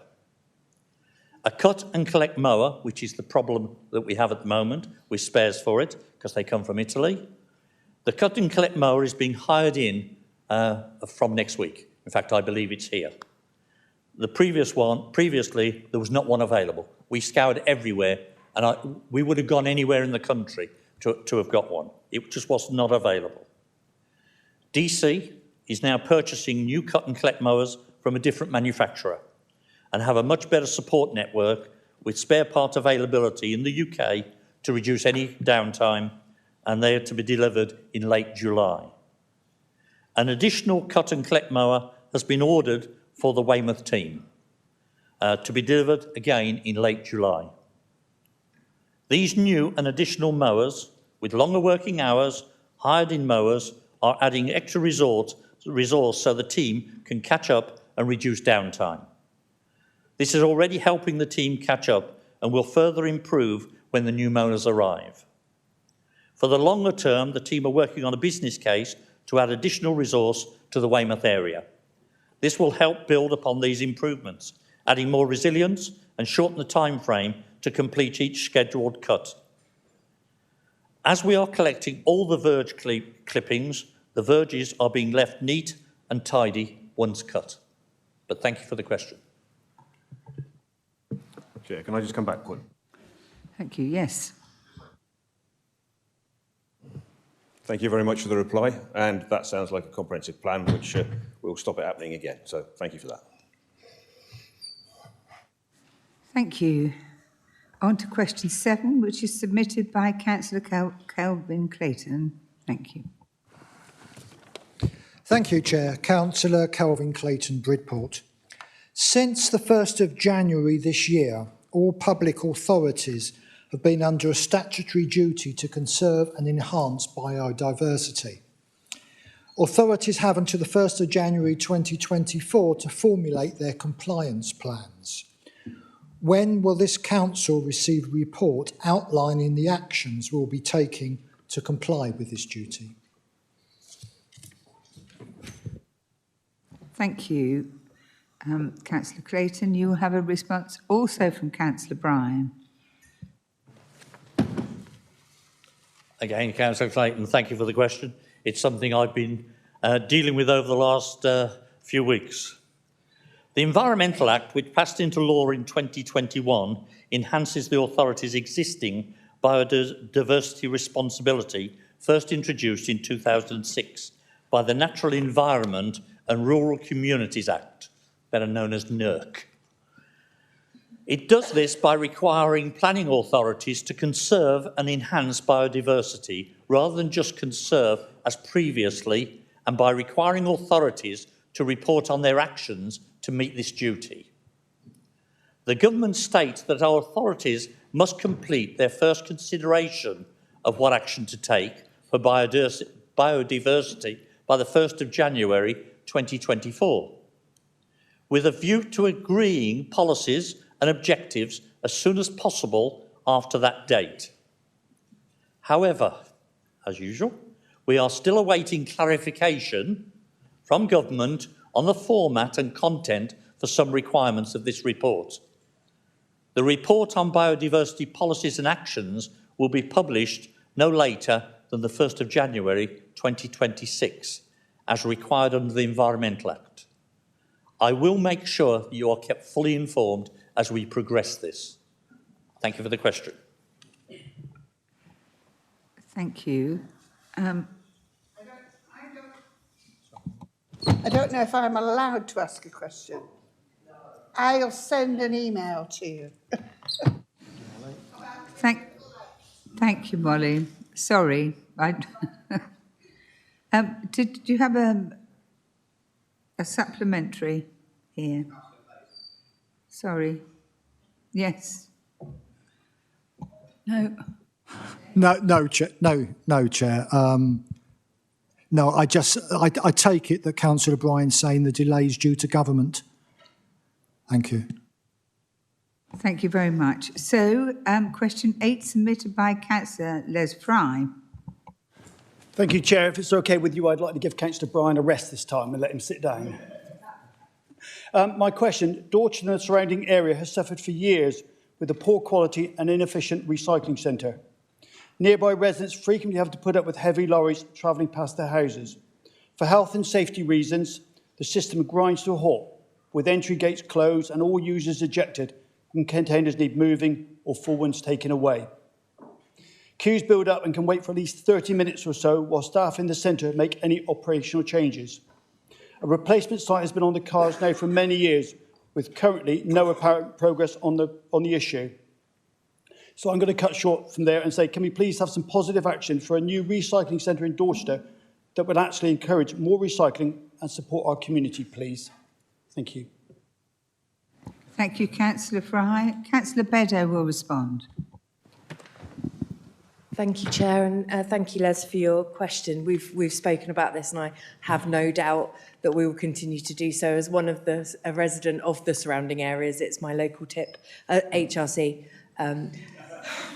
It's still the tip. So to respond, we know that Dorchester HRC is inadequate. That's been recognised officially in the waste plan. There's some land allocated at the rear of the current facility, but also in a suggestion that an alternative site could emerge through the review of the local plan. Finding new sites for waste facilities is not easy. If we were to invest in a new fit-for-purpose site, it probably would require in the region of £11 million. We are actively pursuing a new HRC and waste transfer station in the centre of the county as a replacement to the existing Blandford site. That's currently the waste team's highest priority in terms of business continuity and resilience, and we've spoken about that as well. Wimborne, Blandford and Dorchester HRCs are the smallest ones. They all require development. It needs to be considered as part of the wider depot and infrastructure review that Assets and Regeneration team will be leading on. So we're going to take into account with that review property growth, commercial growth, environmental factors, climate change, and for waste future flooding is going to be a key aspect as well. So as a unitary, we've got brilliant opportunities to maximise the efficiency of our infrastructure. Building a standalone HRC in Dorchester might not pass the business case stage, but we would be looking to co-locate other services on the same site to maximise efficiency, strengthen the waste infrastructure, And as I've said, new infrastructure does take a huge amount of planning. We haven't made any decisions yet about which sites might be allocated for development in the local plan. So I'm not going to exclude any opportunities, but this is a live conversation. And it's the HRC I use. I know, I understand the issues that you're raising, and we'll stay in close contact about this. It will stay in discussion, I promise you. Thank you. Thank you. Thank you, Councillor Beddoe. Question 89 is also submitted by Councillor Fry. Thank you, Chair. Councillor Les Fry, Dorchester West. And again, I'm going to be brief and I'm not going to read out the whole question. Everybody's got it in front of them. There's a shortfall in funding at the Physical Disabilities Unit at the Prince of Wales School, which is being worked with council officers. And I know that the staff there are very supportive and complimentary about the officers. I just wonder when the situation will be resolved properly and permanently for the benefit of all those people, please. Thank you. Thank you, Councillor Fry. You will receive a response from Councillor Quayle. Thank you, Chairman, and thank you, Councillor Fry, for your question. We have had a discussion on this. I will make my reply briefer than it was going to be, and you will receive the full reply. And please also bear in mind that 3 o'clock today, news coming through about the government's public sector pay rises. This question was put together before we had notice of that. However, officers are now looking into how that will affect schools going forward. But I'd like to say that it's good news that, according to the information, that strikes will not be going forward, and a fully funded pay claim will support schools balance their budgets in the new academic year. With regards to your question, the funding of the base of the children with additional needs at the Prince of Wales School, I can confirm officers have been in discussion with the Prince of Wales Chair of Governors, Martin Butcher, and the head, Gary Sprackling, regarding the financial position of the school. This has happened for some time. The school includes a base for children with additional needs. It also provides, it was previously a site for a special school, and therefore the environment is particularly supportive to children with enhanced needs. The site is also shared with the Dorchester Opportunity Group. There is an inclusive culture within the school that is well established through the school leadership and most importantly through the community. This year alone, officers have had a series of telephone conversations and meetings with the Chair of Governors and the head, both at the school and here in County Hall, and dates will be included in the full reply that you receive. In addition, Amanda Davies, the Corporate Director for Education and Learning, spoke to Mr. Butcher at the Chair's briefing on the 13th of June of this year regarding the work undertaken by officers. The aims of these meetings has been to understand the financial position of the school and to ensure support is put in place to help manage finances effectively.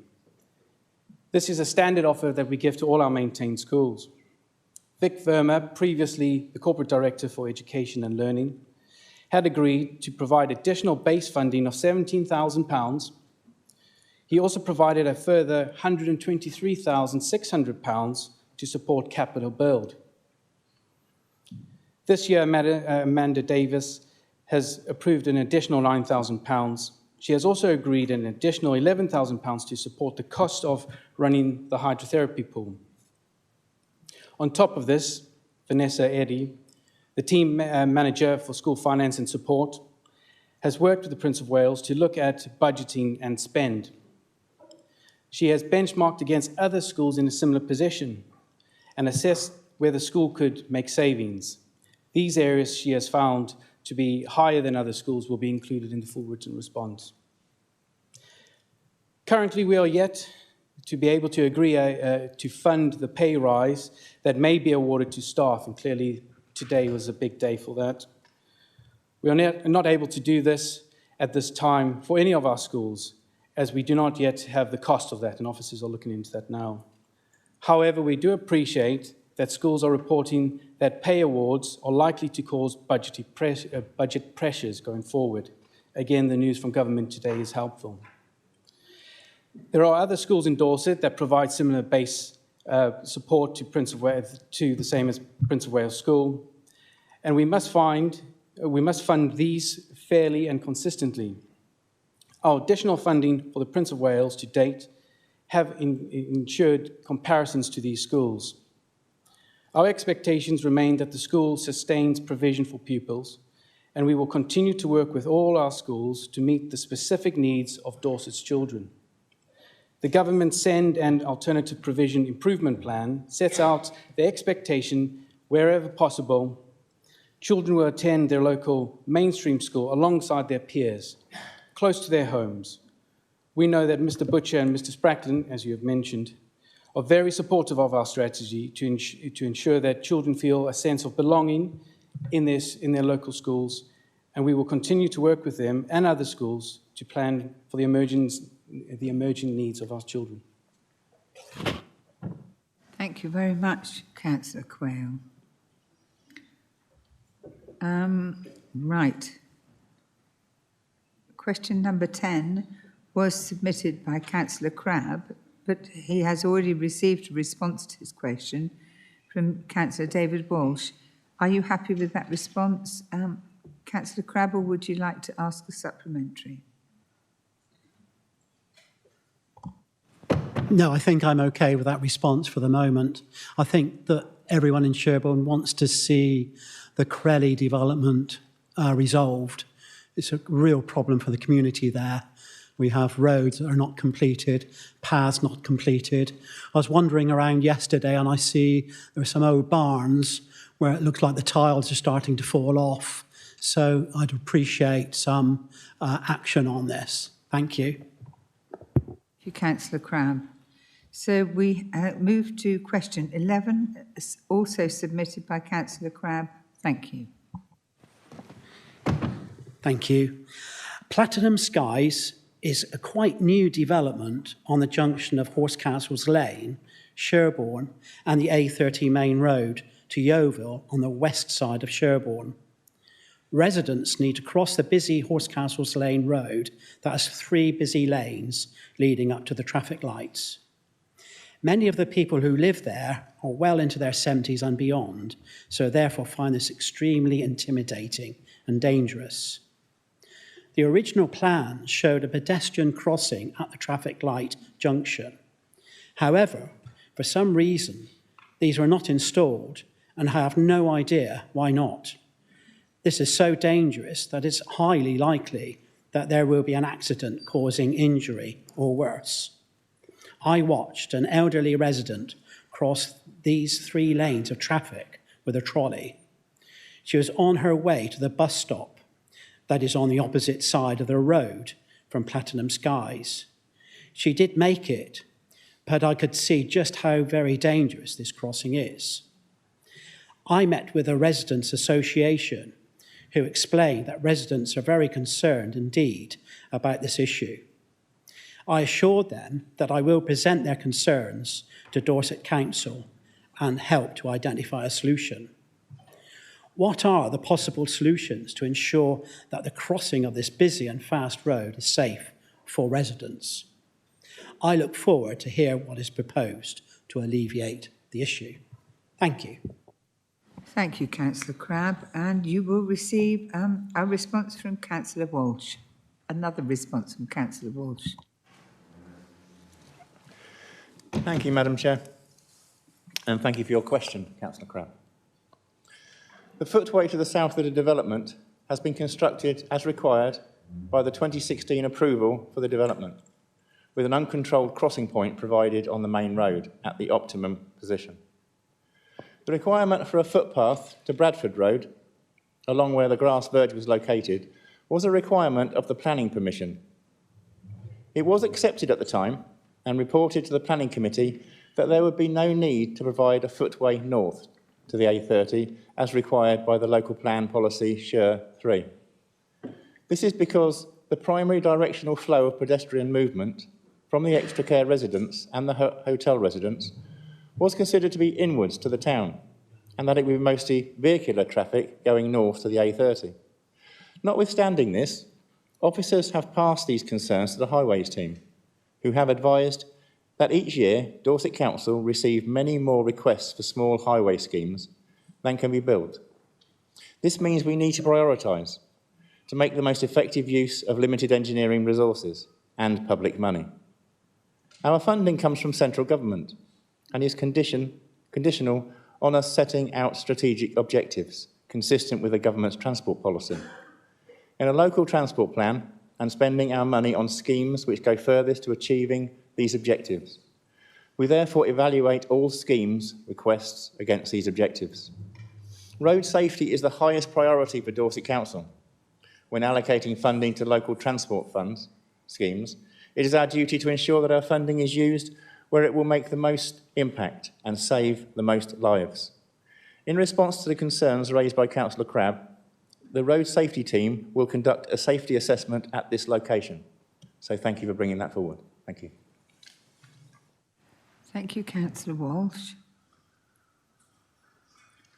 Okie doke. Are we happy with that, Councillor Crabb? Thank you for that answer. Very appreciative of the proposal to do a safety survey. I think you will see that it is actually quite dangerous once you actually get there and practice, because it really is a busy junction and is elderly people crossing that road. So thank you.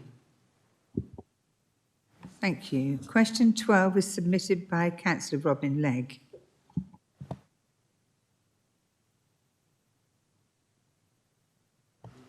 Thank you, Madam Chairman. Hummer Railway Bridge. Work on the reconstruction of Hummer Railway Bridge was completed in April 2022, but the bridge was immediately closed to vehicular traffic because of an argument between the Council and Network Rail over the specification and design of safety barriers on the bridge approach. The dispute centres on whether this is a repair of an old bridge or an entirely new structure. The bridge reopened to traffic in June of last year, but only after the installation of a temporary barrier system and traffic lights for the bridge crossing. The cost of those works fell entirely on Dorset. The Office of Rail and Road were asked to mediate in the dispute, but they declined. The Council and Network Rail are now seeking to agree on the terms of reference for an independent legal counsel to finally resolve the issue. The outcome is not academic. I am told that a barrier system for a new bridge, if that is what it is of the order of £200,000, and that doesn't include legal fees incurred to reach a final determination. The decision on what constitutes a new bridge or a major reconstruction of an old one in Hummer will set a precedent nationally that Network Rail will use in all their future dealings with highway authorities. In that case, should we not seek the support of the local government association, including financial support, since we are fighting this case on behalf of all highway authorities? Thank you, Councillor Legg. You will also receive a response from Councillor Bryan. Councillor Legg, thank you for the question. Network Rail and Dorset Council are jointly appointing counsel to provide advice on the matters particular to Hummer Bridge. Once provided, the advice will be legally privileged and therefore not suitable for sharing in the wider domain. Had the Office of Road and Rail provided a decision regarding the applicability, it's a strange word, of the various regulations, or if we had taken Network Rail to court, then a wider precedent may have been set. However, as we are now seeking advice that will enable both parties to make informed decisions, it won't set a legally binding precedent. Thank you. Thank you, Councillor Bryan. Can I say in response, I'm very disappointed to hear that, because that means we're picking up the bill, and we run the risk, of course, and we've been talking this evening about how much we have to raise through car park revenue. We run the risk of losing... Excuse me, Councillor Legg, is this a supplementary question? If you'll allow me, Chairman, I'll get to the question. It is... I am really dumbfounded at that answer, because it has no practical effect, to my mind, and it does incur a huge risk for us as an authority.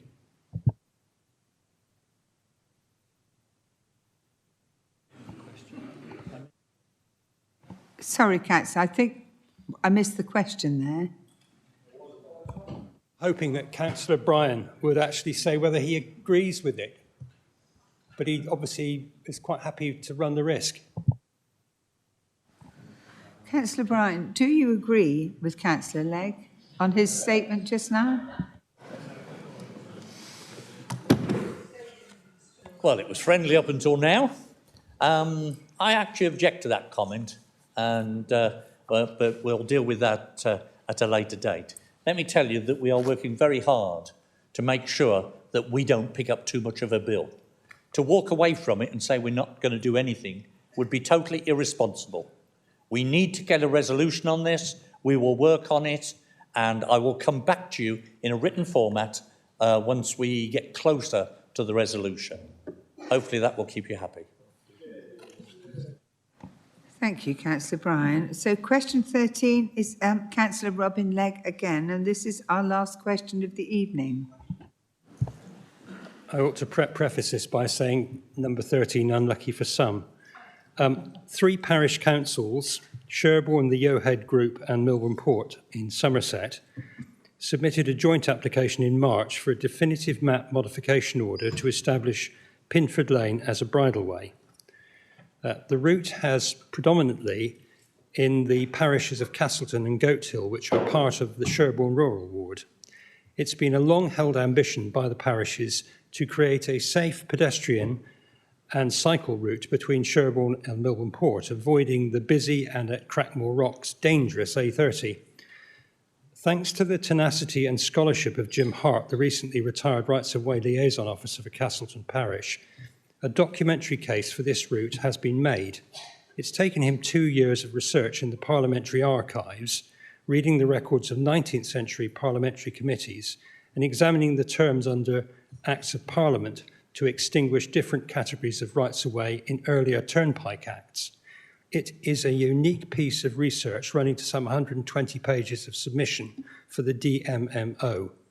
The authority has recently reviewed the priority to be given to DMMO applications, with documentary claims now only ranking 5th.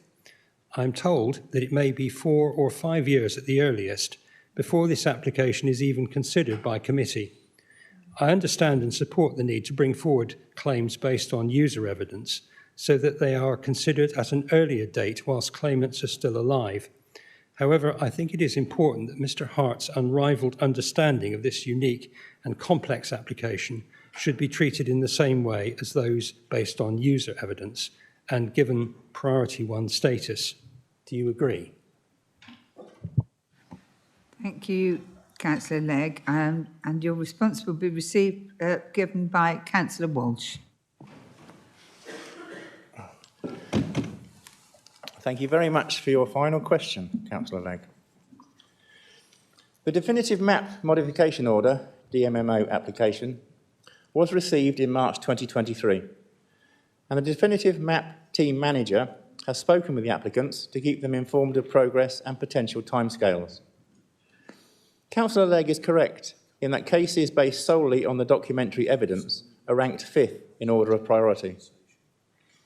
However, the implementation of the new Statement of Priorities for DMMO applications earlier this month has resulted in this application moving from number 260 in the queue to number 29. This means that at the current rate of progress, it is likely to be started in approximately 2027. The definitive map team has received over 200 DMMO applications in the last 3 years and now has a large backlog of cases to work through. Each case can take several years to resolve. The team do understand Councillor Clegg's concerns and greatly appreciate the amount of work undertaken by Mr. Hart. If the opportunity arises to deal with this matter any earlier, they will of course bring investigations as soon as possible. Councillor Legg, the team has said you are welcome to discuss this issue with them at any time. Thank you. Thank you, Councillor Walsh. Councillor Legg? Thank you, Madam Chairman. Could I just, on a point of clarity, understand did you actually say number 29 in the queue? Because I saw an email only a few days ago that said we were number 25. If that's the case, then we've slipped back 4 places in the space of a week.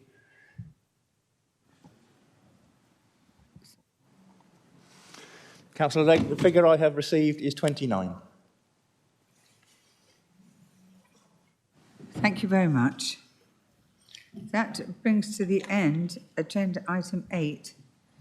We will now move on to agenda item 9, the Youth Justice Plan. And I will ask Councillor Byron Quayle to introduce the report and propose the recommendation.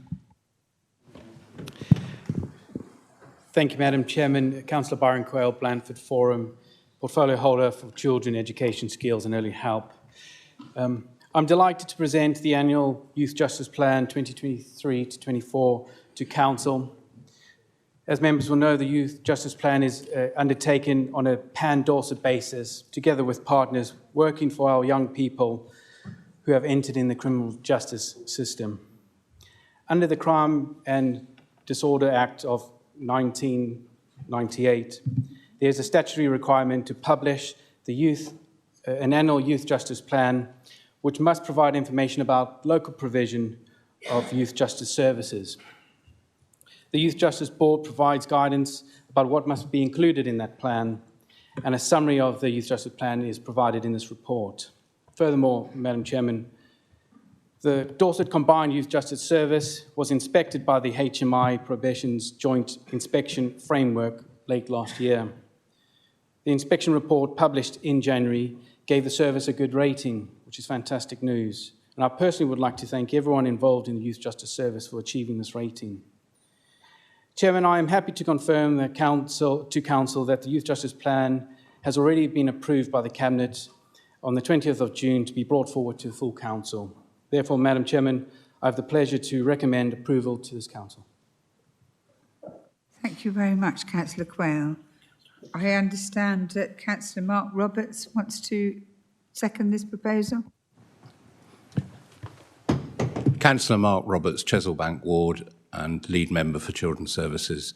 I'm delighted to recommend and second this comprehensive report. Thank you. Thank you very much. We have Councillor Canning wanting to speak. Thank you, Madam Chair. Yes, I think there is much indeed in this report that is really worthwhile and very productive and very useful, and certainly happy with the overwhelming large amounts of it.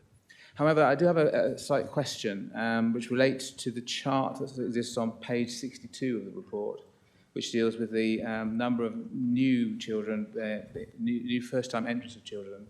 And I have a question which is, has there much been any, or do you have an answer for why our position seems to have deteriorated in the last couple of years, relative to both the national position and the position across the southwest as a whole? Is there some factor that we're suffering from, particularly in that situation? And also, I think I'm surprised there isn't actually more in the report specifically addressing that. Maybe more research needs to be done. I'm not sure, and maybe it needs to be prioritized as an action point. And again, that's not the case at the moment. So I just wondered if that could be considered when looking forward in this report. So thank you very much.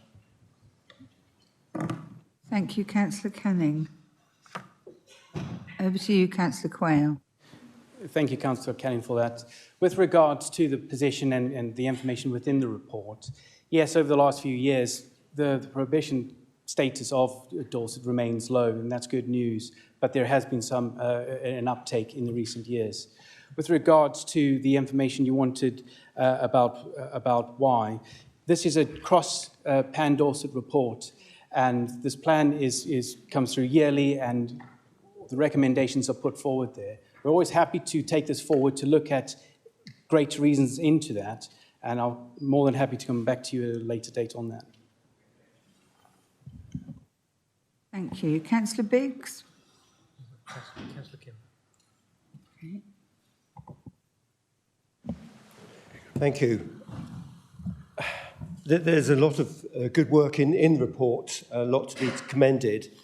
I think what is really telling is perhaps the report that goes before it, that went to Cabinet, highlighting the grant that you've got, which has barely gone up. It's not even gone up 1% since 2014. And that is the real problem when we all know the importance of investing in those services early on. So I suppose the question would be, I welcome the report, but what is being done to lobby government? And I understand the Public Accounts Committee have also highlighted that the system nationally is in a mess. So there is a real problem, and I just wonder if you've got any thoughts on that, lobbying government, please. Thank you, Councillor. And you're right to say that the funding hasn't gone up or has gone marginally up over the years. With regard to the funding, yes, absolutely. This council's position is to always press government for funding across children's services, and we'll continue to do that.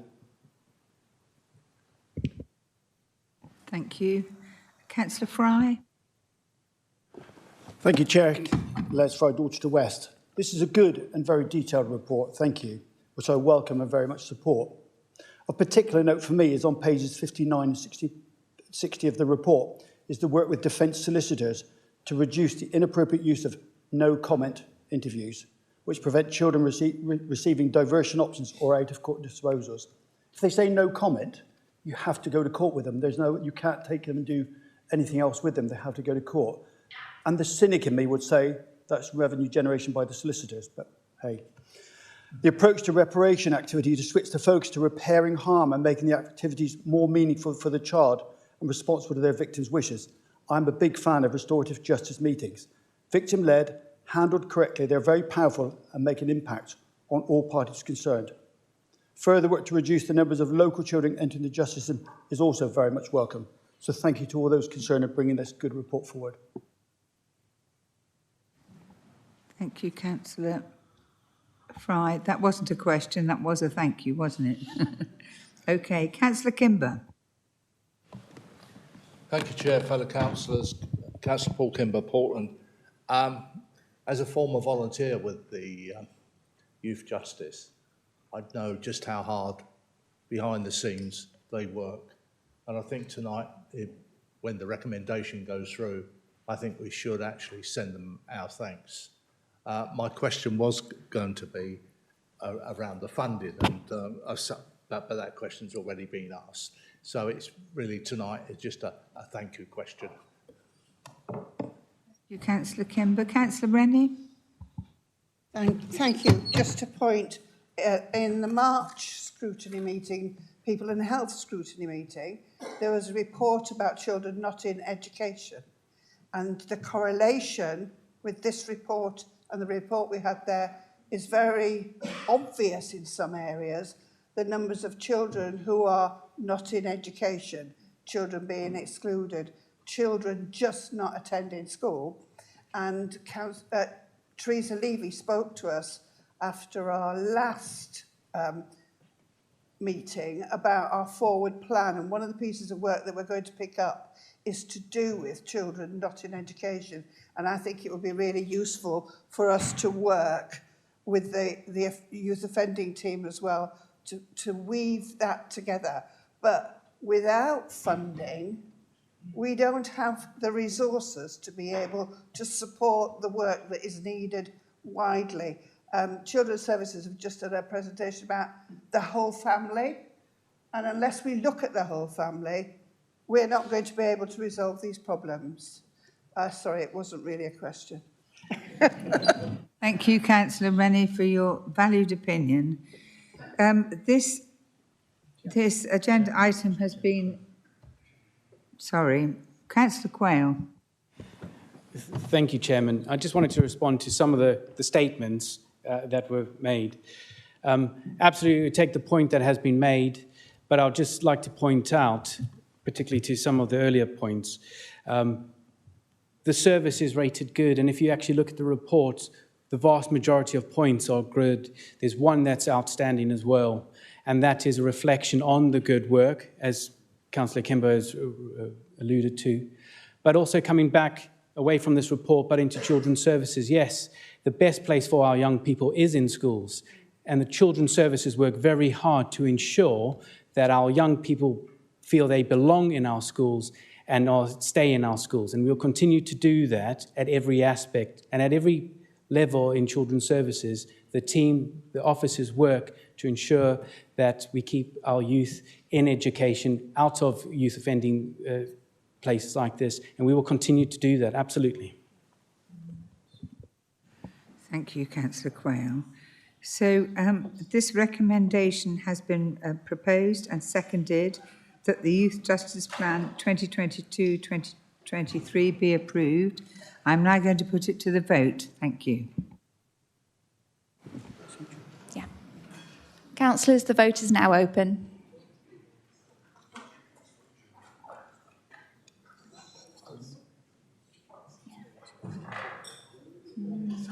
Yeah, he's just come back.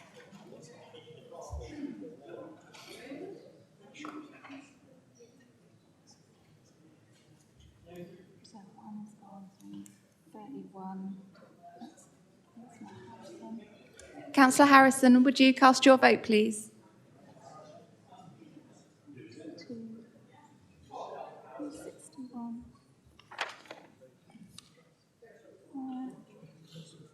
Councillor Somper, would you mind voting for us again, please? Thank you.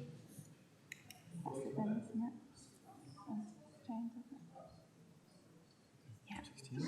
it? Yeah. Thank you, councillors. The vote is now closed. The results of the vote are 68 in favour, no abstentions, no votes against. Therefore, the motion is carried. Thank you. Thank you very much. I'm now going to give us all a comfort break. The time is nearly 10 to 9. I would like you back in your seats, please, at 5 past. Thank you, members. It's an extremely hot evening, and if gentlemen and ladies would like to remove their jackets, they are most welcome. Gentlemen might like to also loosen their ties. Go on. You can. What else am I saying? No, there was something else I had to say. No, Ray's going to do that in a minute. Right, okay.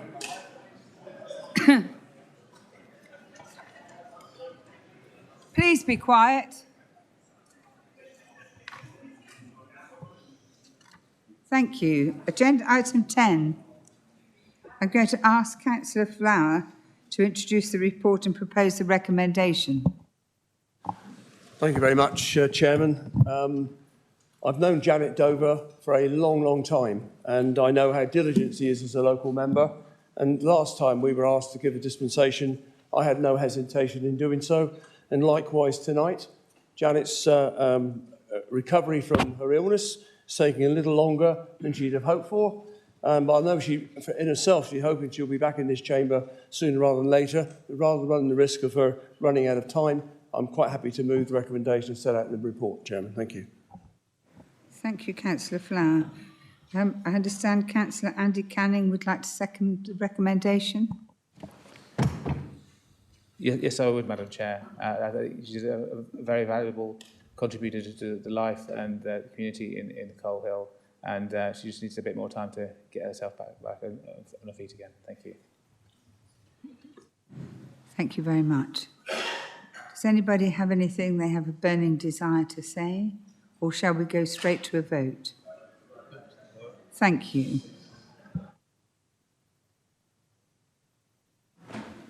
The vote is now open.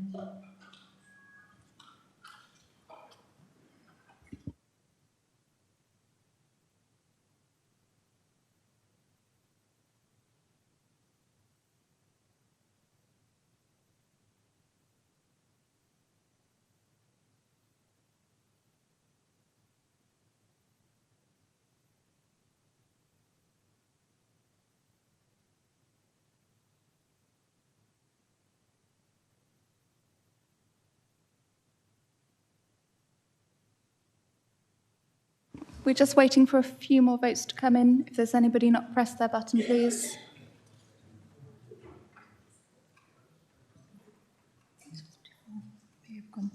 Let's close the vote. The vote's now closed.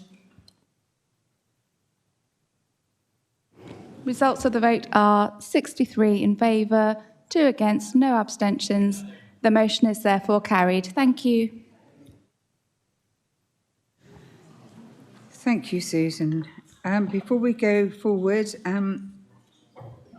we will need a 3-hour extension. Please, whoever's speaking, please stop. Thank you. Would somebody propose, please, that we move to an extension of time? Thank you very much, Councillor Jesperson and Councillor Kimber. Thank you. Those in agreement, please show. Thank you very much.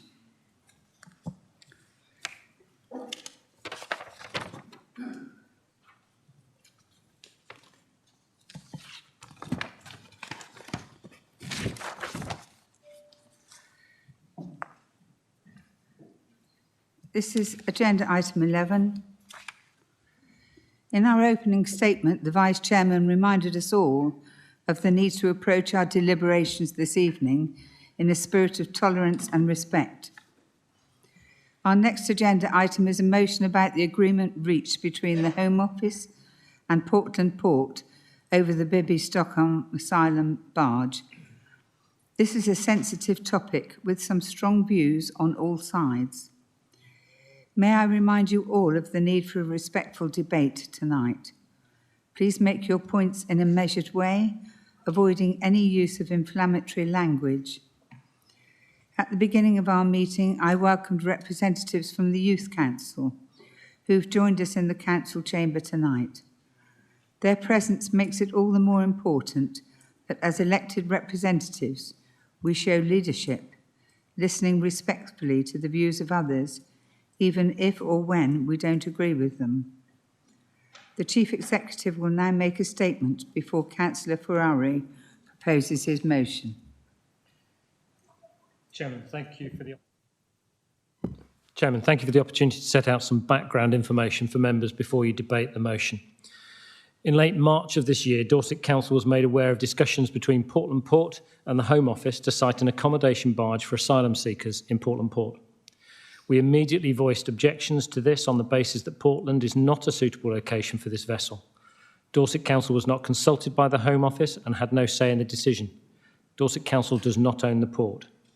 Despite our concerns and those of others in the wider public system in Dorset, the Home Office and Portland Port went ahead and signed the contract for this arrangement in early April. In recognition of the Council's statutory responsibilities and to ensure robust arrangements are in place, we established a multi-agency forum, the MAF, with representatives from national, regional and local public sector agencies, Portland Port and the Home Office. This forum meets weekly to discuss plans and arrangements for the barge, with specialist subgroups meeting in the time in between. We are working in the best interest of both the residents and the asylum seekers to make sure arrangements operate smoothly with minimal impact on local services and communities. The multi-agency forum is overseeing arrangements for the provision of health services, operational arrangements such as transport and waste, and the safety and security of local residents and asylum seekers. Throughout April and May, we also investigated whether to pursue legal action to challenge the Home Office's decision to site a barge for asylum seekers in Portland Port. We have our own in-house legal team, but we also sought specialist external legal advice from King's Counsel, a national expert in this field. After much careful consideration, having been advised that we did not have strong grounds to challenge the Home Office, we decided to not pursue legal action. The leader has spoken earlier in this meeting in greater detail in his answer to public questions. Faced with clear legal advice, our position has been to work with the Home Office and our partners to ensure the smooth operation of the barge when it arrives and to minimise impact on public services, local residents and local businesses. We have been pushing for the provision for the asylum seekers accommodated on the barge to be properly resourced and effectively resourced. As announced last week, Dorset Council has been offered funding of £3,500 per occupied bed spaces and an additional £377,000 for the voluntary and community sector services that will be commissioned. And this was in recognition of the unique setting of this asylum accommodation.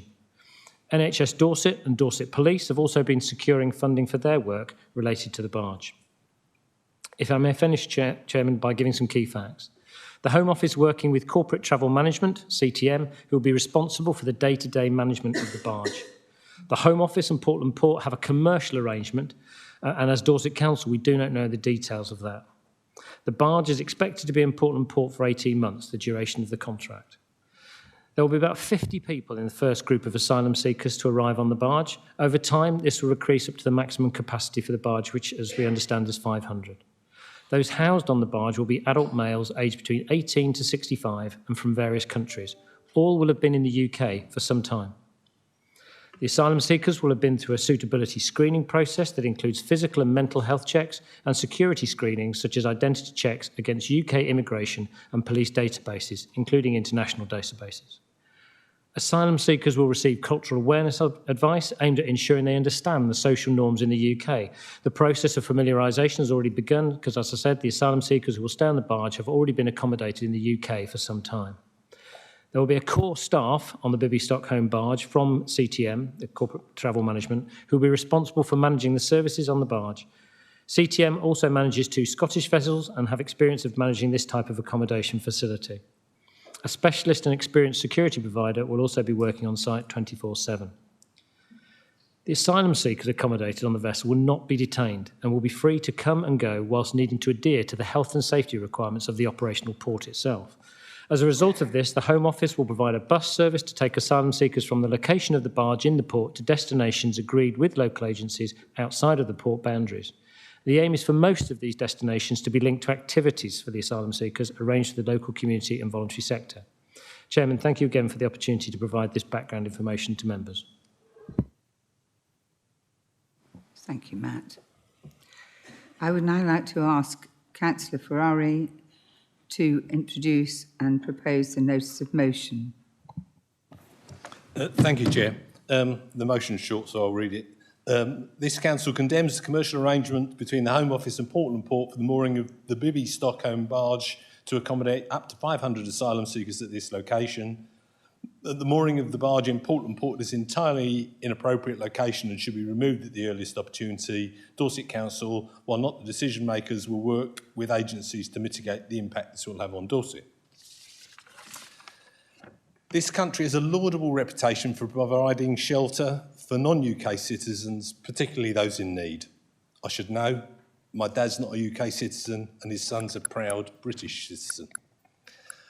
Across the country, we've successfully integrated new arrivals into our society. The way to achieve this is clear. Let communities take responsibility for the new arrivals. The way you don't do it is to impose arrivals on communities. And even worse, don't cluster those imposed individuals as concentrated groups. Everyone knows that. It's why we have a policy of percentage of affordable housing in new developments to avoid the ghettoisation of new arrivals. But imposed clustering is exactly the approach taken with the barge. Enormous numbers of individuals, all clearly in one place. Portland has a population of perhaps 14,000, has 500 new arrivals. Can I put this in context? If the same proportion was added to the UK, it would be like adding a whole new city the size of Liverpool, as well as one the size of Nottingham and Sheffield, all in one place. The country would consider it a nonsense as a strategy, but that's exactly what's being imposed on Portland. And it clearly won't work. Can I give you one small illustration? A barge resident's sick and needs a doctor. There are 2 ways to treat the patient. Ask one of the already heavily loaded Portland doctors to take an extra case, extending the wait for Portland residents, or government can bring in their own medical staff, in which case local residents can reasonably ask why the government is prioritising barge residents ahead of locals. Neither approach is acceptable. The situation is created by the totally inappropriate concentration of people on the barge. The barge is the wrong solution to the problem, and the project should be stopped now before it proves to all of us what a bad idea it is. I commend the motion to the Council. Thank you. Thank you, Councillor Ferrari. Councillor O'Leary. Thank you, Chairman. I also speak as the grandson of an immigrant and proud of that fact. But we find ourselves in a position where this council has its historic rights and liberties as the sovereign body and the primary authority in this county ignored. This time, in order for central government in Portland Port to enter into a devil's deal to site a barge within our area containing 500 individuals that we will be expected to provide services for and to. We will be the ones who have to deal with the effects this proposal will have on the local economy, the social order, and perhaps most harmful and damaging, the trust people need to be able to have in the institutions they should rely on to serve and represent them. I warn Portland Port, who are set to profit from this deal, to heed the words from the Gospel of Mark 8:36. For what shall it profit a man if he shall gain the whole world and to lose his own soul? In the past, I have been one of the strongest supporters of Portland Port in this council, especially over the issue of the Western Relief Road, but the port is now cutting off its nose despite its face. I have every faith in Almighty God. The barge will come and go, and it will not be here forever. One thing that is in danger of being here forever is the utter contempt the people of Dorset will have for Portland Port. Such an industry should be greatly concerned about the reputation and standing it has within the area it operates. Residents have expressed the feeling of betrayal by the port, and just as Judas got his silver for his reward, so too will they for theirs. If this council votes tonight to support this motion unamended, we will be taking a firm stand and clearly be against it. We will perhaps stand alone amongst all official bodies and organisations in opposing this barge siting here outright, but the British have always done our best standing alone with our backs against the wall. However, we will stand with thousands upon thousands of Dorset residents who say no to this Faustian deal, and we urge the Home Office and Portland Port to back out now, for we will not stand down and stand back while this happens. Thank you. Thank you, Councillor O'Leary. Councillor Kimber. Thank you, Chair. Fellow members, Councillor Paul Kimber, Portland. I'd like to move an amendment. I did talk to Councillor Ferrari about it, so he's fully knowledgeable about it, and I did circulate it. And the amendment is, this Dorset Council recognises the contribution that refugees have made to our Dorset economy and society over the years. Whilst we accept the Billy Stockholm barge is inhumane and is entirely inappropriate, Dorset Council welcomes all refugees to be treated with dignity and respect. I so move. And Chair, if I can request that I speak towards the end of the debate. Thank you. You, Councillor Kimber. Do we have a seconder for your proposal?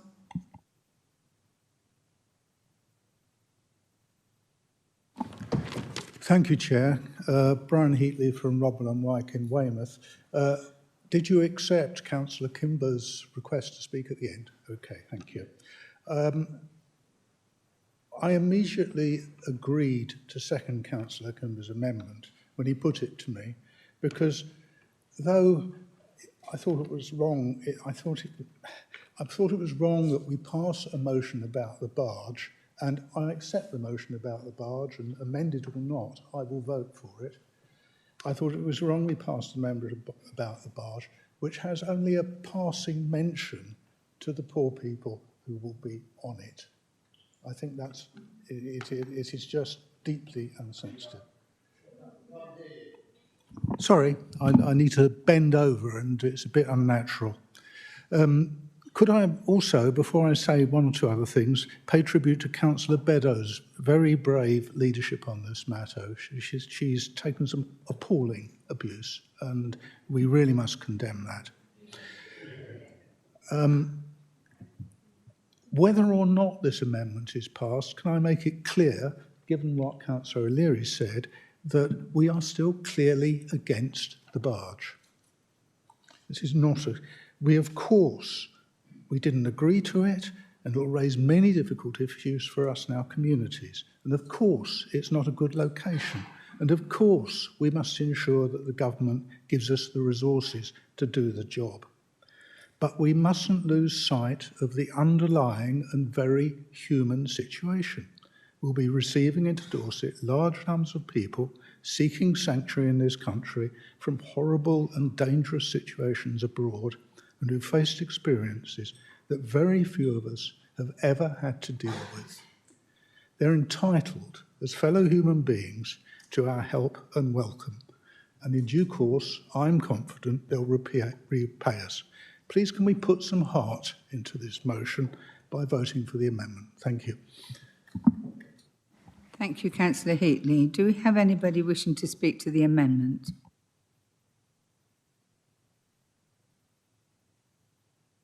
Councillor Sutton? Thank you, Chair.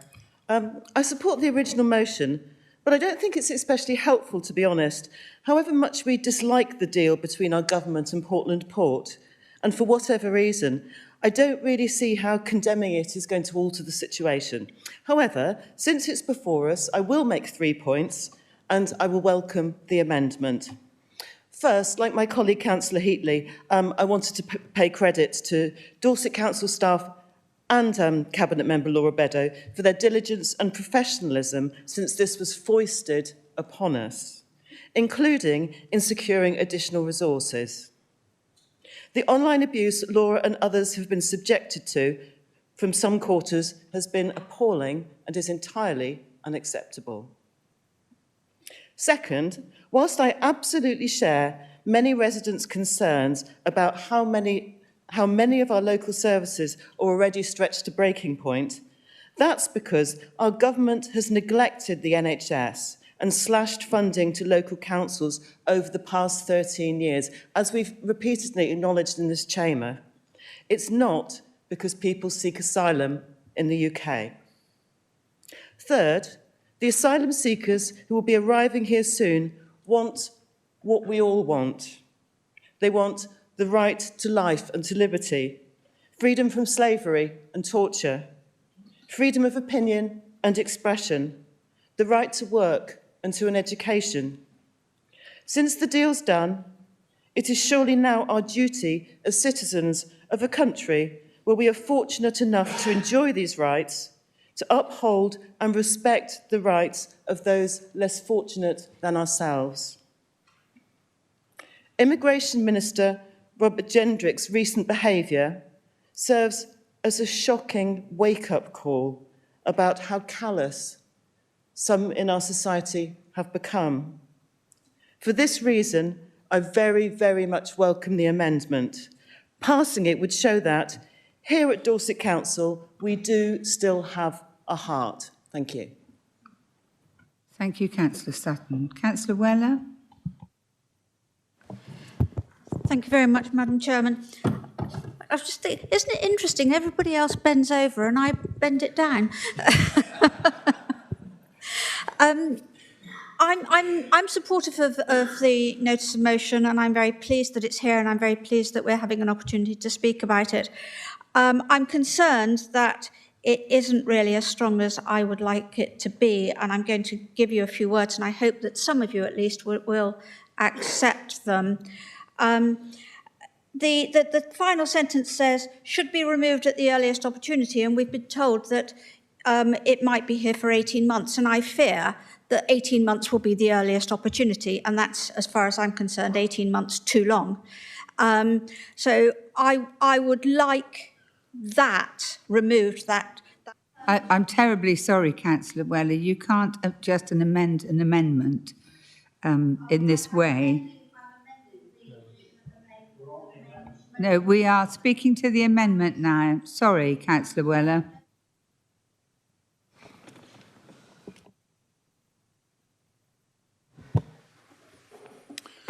Councillor Howard Legg, just as distinguished from my fellow member who's not here at the moment, but his computer's on. Oh, there he is. Upway and Broadway.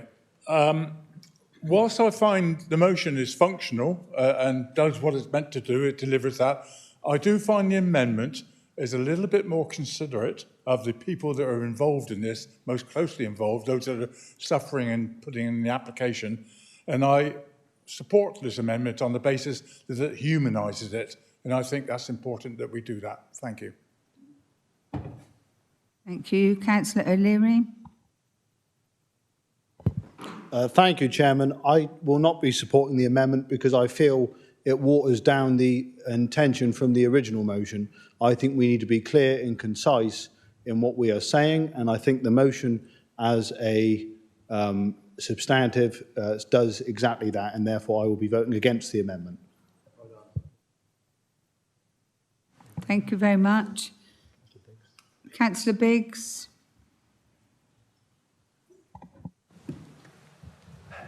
I believe the motion is fine, but I agree with the other speakers that it forgets this human cargo. Effectively, unfortunately, that's what it is, of unfortunate people in difficult situations. And we have, as I know these are all over 18, but I've visited some unaccompanied asylum-seeking children and heard some of their stories. And it is absolutely horrifying. People who've seen their grandparents killed in front of them, people who've changed their religion and faced the death sentence. I'm not saying that all these people, that some will be economic migrants, and we all know that, but they are human people, and there's two sides of it. So I think the amendment sits more comfortably for me. I would support the First Amendment because I don't think the bar should be there, but there are two sides of this, so I would support the amendment. Thank you. Thank you. Councillor Taylor. Thank you, Madam Chair. I've supported the amendment. That my main concern and feelings is that the conditions that people will be kept in.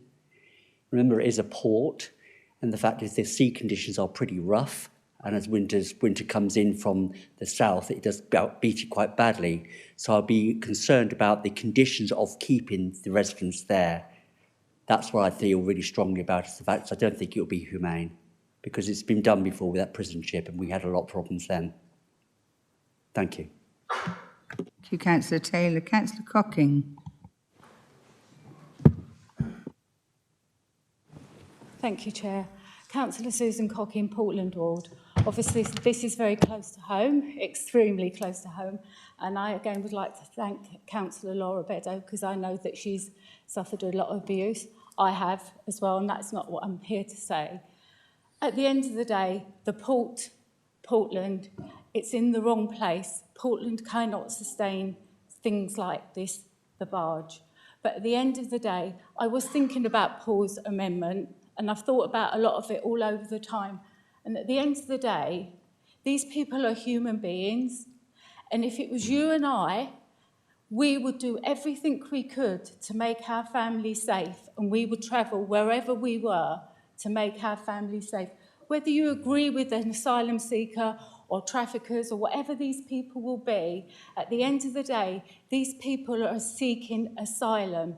And would you not, as a human being, do the best you could to protect your family? These people have travelled on boats, most probably gone to dangerous ways to do whatever, and I just think we should recognise that these people are refugees. They are trying to do the best that they can.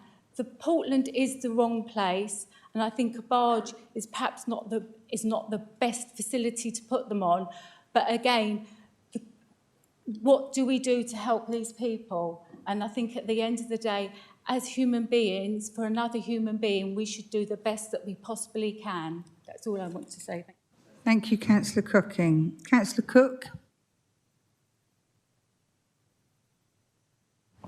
Thank you, Chairman. I think what we've got to bear in mind is that the situation that has been foisted upon us is not of our own making. What we can do by supporting this amendment is send a very positive message to national government that we believe that the wrong place has been chosen, but we are human beings, and as Councillor Hocking just said, we all want to support other human beings. We can do this with the original motion and this amendment, which sends the signal out that we believe that the situation that has been put in front of us is the wrong one, but we fully support and want to send our hearts' good wishes out to all those people who, for no other reason, are then put in a position that they don't want to be in either. We have got to find a way of challenging the current thinking so that national government gets its act together and actually treats people as human beings too. We can send this out. Any other organisation, any other hotel, any other local authority should be sending these messages out. Let's treat people as people and put them in places where they have their human self-respect maintained. Thank you, Councillor Cook. Councillor Orrell. Councillor David. Thank you, Madam Chair. Councillor Orrell, Weymouth. I'll be supporting both motions. I support the earlier motion because I think the council does need to put the clear message that this is the wrong place. And it clearly is the wrong place for many reasons. My particular angle is the health services, which are really hard pressed in that part of West Dorset. We had 4 hospital units with beds, now we have 1 with beds. We had 8 practices, now we have 6, and some of those are struggling. And we are assured that it's going to be minimum impact by having an extra 500 people. That's true, but a minimum impact on an area that's already facing catastrophic health needs is too much. So I do back your motion. However, I would also back the amendment because we have to put ourselves in the position, what would it be like for us if we were in the same boat? So imagine a release from Porton Down, an earthquake, a tactical strike from Putin. We find ourselves escaping to America. What would we think if when we arrived in America, we were put in a prison barge on Riker Island for 2 years, and then if our claims were dismissed, we ended up in Guantanamo? Would we think that was great? No. And we should do unto others as we want them to do to us. And Lord, when did we see you hungry? When did we see you naked? When did we see you on a barge? And this is a practical, caring amendment, which I also support. Thank you so much, Councillor Orrell. Councillor Lacey-Clark. Thank you, Chairman. Councillor Nocturne, Lacey-Clark, Blandford, Fortham Ward. I'm going to start this off with an open apology because, as a lot of you are aware, I have Asperger's. I don't always read emotion too well, but I do understand the emotion in this.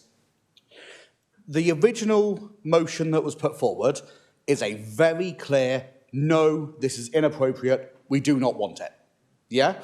The amendment says it's really sad it has to be said, because actually humans are humans. It's not, we don't suddenly say, oh, yeah, these are also humans. Everyone's humans. We treat everyone with what they deserve. We try to help everybody. That's the goal. It feels a bit of a shame you have to point out that even though they're asylum seekers, they still deserve it. Well, of course they blooming do. They're people, yeah?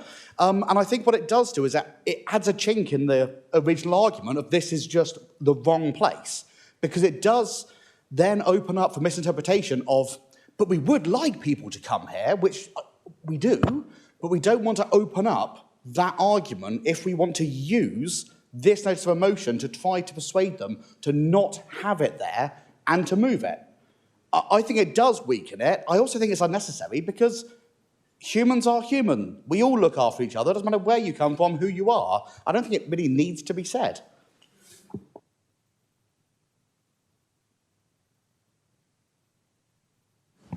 Thank you. Councillor Jesperson. Thank you, Madam Chairman. I would be very happy to support both motions. I think everyone in this chamber cares about people. That's what we do all the time. That's why we're councillors.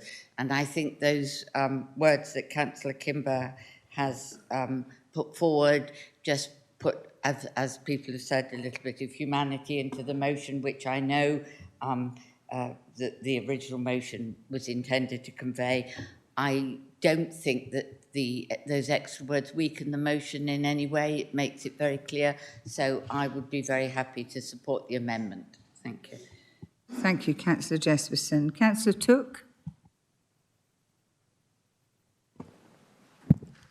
Thank you, Chair. Councillor David Took, Cranbourne and Alderholt. I want to speak for the amendment.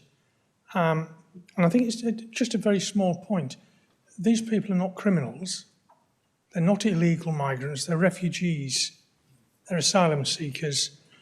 The history of asylum seeking in this country is one of tolerance and respect. And most asylum seekers actually get granted refugee status in this country, either immediately or following appeal. And it's quite likely that a great many of these people will be living among us, legally working with us. We may even have one or two elected to this chamber in the years to come. And I think to remember that they are human beings, that they have needs, that they need to be respected, I think that's important. And whilst I agree entirely, Portland Port is not the right place, absolutely not the right place. We're very clear about that, but at the same time, we can be clear that we're not part of the hostile environment so beloved of the Home Office, which John Reid declared unfit for purpose about 15, 16 years ago, and it still is, frankly, as far as I'm concerned. Thank you. Thank you. I've got Councillor Carol Jones, Councillor Fry, Councillor Rob Hughes, and then I'm coming back to Councillor Kimber for closing words before we vote. Thank you, Madam Chair. Carol Jones, Sturminster Newton. We've spoken about sending messages to government. Well, the one I want to send is to get their Home Office in order and get these poor people processed as soon as possible. That's the message this council needs to send, and they need a jolly good kick up their proverbial. Thank you. Thank you. Councillor Fry. Thank you, Chair. I want to speak about both amendments, both motions, if I can, because there is value in both of them, and I support both of them for what it's worth. But I think the second amendment could be shortened and added to the first to bring the part. I mean, actually, sorry, we have a motion with an amendment, and if you vote through the amendment, it will go through with the motion. Don't have two motions going at the moment, but thank you for that. Councillor Hughes. Thank you, Chair. Councillor Rob Hughes, Portland. I'd just like to say, last week I was in London working in a multicultural school with children from all over the world, 120 of them, aged 10 to 11. And what a wonderful experience it was to have that opportunity to be in Brent, or the People's Republic of Brent in Kingsbury. It was a great opportunity, and to talk to those children and understand some of the issues that they've faced in their life already. I support Councillor Kimber's amendment. I support Councillor Tony's motion, Councillor Ferrari's motion. It's very hard. We're on Portland. We're being imposed upon. We did not request this. We did not ask for this. We've got to solve the problems and work to solve the problems together. I just wonder were some of the things, maybe like we heard earlier that volunteer community will be there to help. Where is that in Victoria Square, which will be the first stop for the bus? Where is that at Lidl? There is no volunteer community there. So that's a question that I have. You know, it's very hard for us all. Our inboxes are full, and we're trying to deal with it as best we can. And I'd say I do support the motion. Amen. Thank you. Thank you, Councillor Hughes. It is confusing, isn't it? Over to you, Councillor Kimber. Thank you, Chair. Tonight, I've been most impressed the way we've come over and we've taken this on. And I thank you to everybody.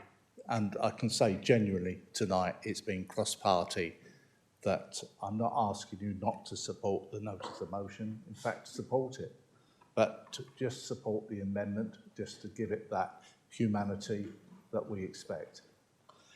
I want to a lot has been said, but I want to assure you the people of Portland, like the rest of Dorset, are unique. And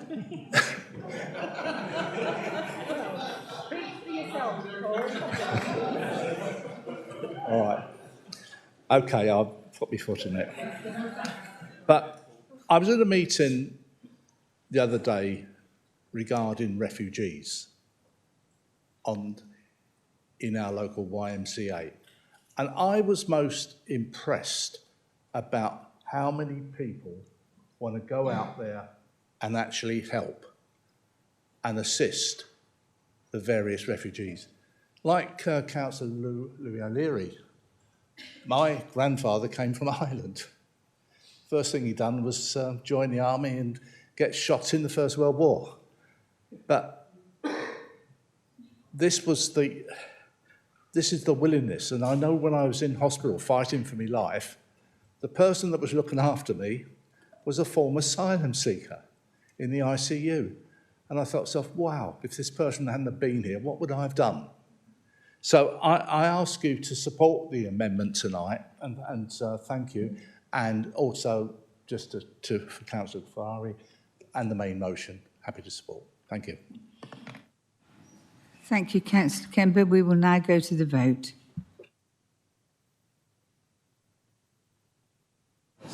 Just on the amendment, please.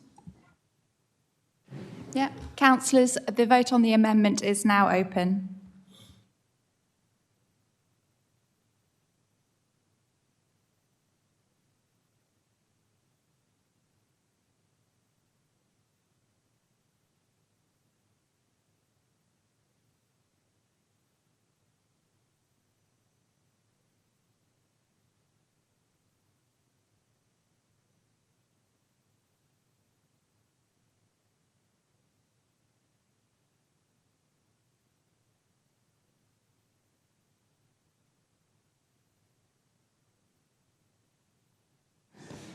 Councillor Cherry-Brooks, please could you vote again for us? Thank you. Councillor Dunseith, please could you vote again? Thank you.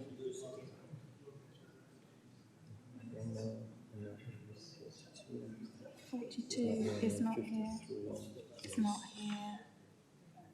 61 is. Yeah. Councillor Somper, could you vote again for us, please? 66. Thank you. The vote is now closed.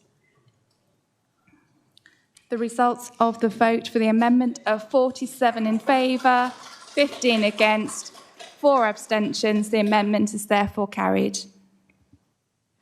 Thank you very much. Well, I'm going to now move straight to the substantive motion, which is the original, the original motion with the amendment as just been voted on.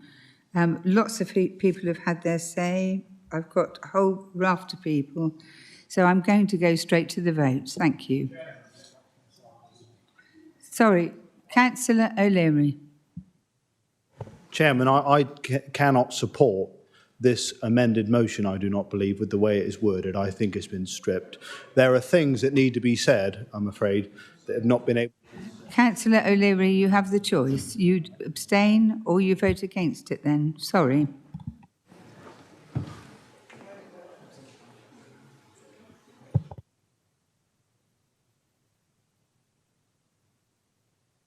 Councillor Weller. I will support this notice of motion if it comes forward in the terms that it is. But I did say earlier on, I think it's rather wishy-washy as it is, and I would like to make it stronger. I'd like to make that request. Fellow councillors may feel that it's not appropriate, but if I could just say the words that I would like them to consider, and I'll do that as very quickly as I can. So it's an amendment to... Sorry, it would be a new amendment if you wanted to change any part of it.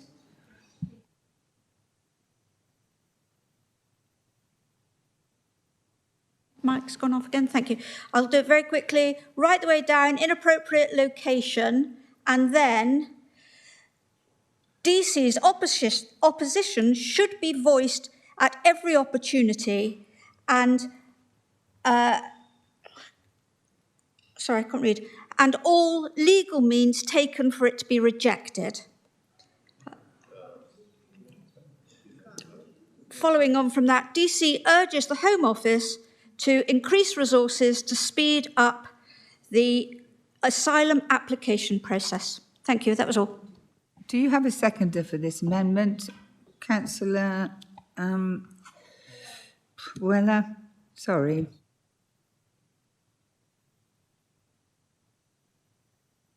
We will now discuss the second amendment then. Councillor O'Leary.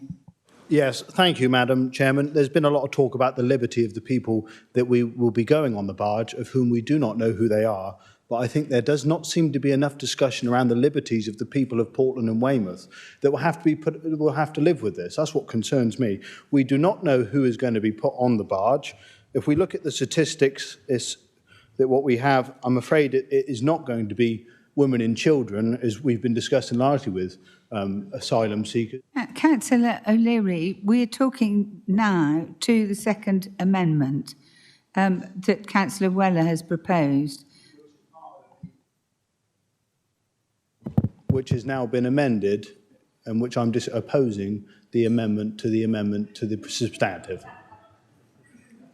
which I believe I'm within my rights to do.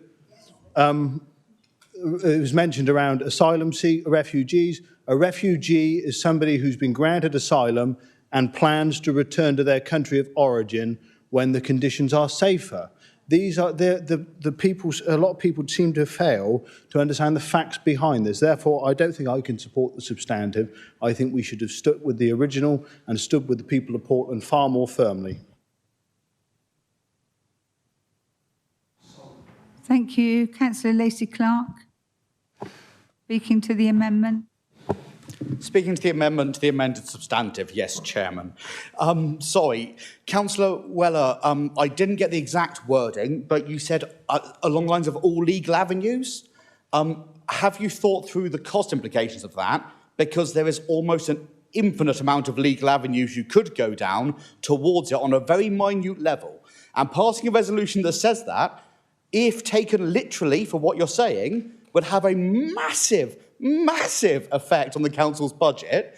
And so I think it's quite dangerous if we were to just accept this amendment, even though it sounds good, because actually there's a huge amount of legal things we could try to challenge on it. And so I think we need to be very careful with any wording like this, because it will become a legal decision by the council, which we can be held to. So I urge you to withdraw that part of the amendment. Thank you, Councillor Lacey-Clark. Councillor Hope.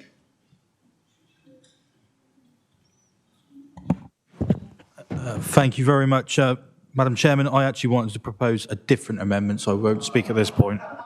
No, I'm sorry. We are speaking to the second amendment now. If you'd like to have something to say towards that. No, I didn't have my hand to speak on this particular item. I had a further amendment, which I did give notification to the office. I didn't receive that notification. Sorry, but you'll get your turn when we've had a go at this second amendment. Thank you.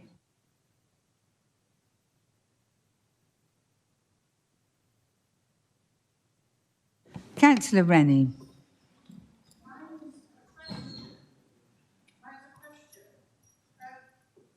It's on. Councillor Rennie, Dorchester East. Councillor O'Leary made a statement, and I would like to have some clarity on this statement. He made a statement that a refugee is somebody who is fleeing a country, coming here basically to have the status agreed or not, and does intend to return to their country. And you made that statement. Yeah. But I'd like some clarity on this, because the majority of refugees, that's why they are claiming asylum. They cannot go back to their own country. And I think that is the crucial point in this, is when we talked about the humanity, and it's about giving people a safe space.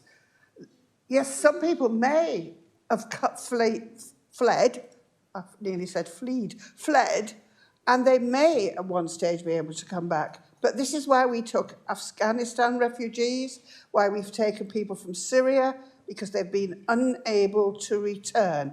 And I think I'd like Jonathan Mayer to give me some clarity on the statement, because I think that could skew what he's saying, and I'm sorry about that. Over to you, Jonathan. None of that wording is anything to do with the amendment. That's the substantive.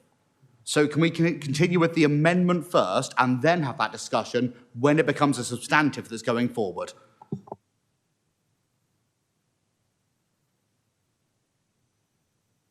Councillor Orrell. Thank you, Madam Chair. I was speaking as the seconder of Kate's motion, and the intention was to try and tighten up some of the wording in the original motion to make it a bit more smart, so specific, measurable, timely. And that's what I think Kate was driving at, and we want. So it says at the moment, remove at the earliest opportunity. That's a bit woolly. It'd be nice. With respect, Councillor Orrell, we can't redesign this amendment. I'm terribly sorry, but the amendment will stand or fall as it's been presented.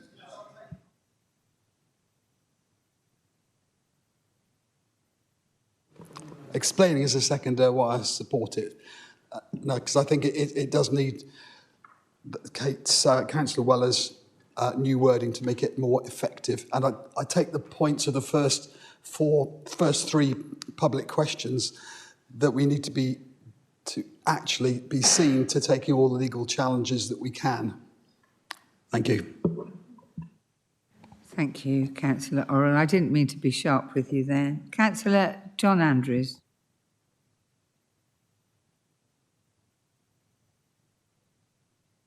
He must have been scratching his head. Sorry, I was just advised that...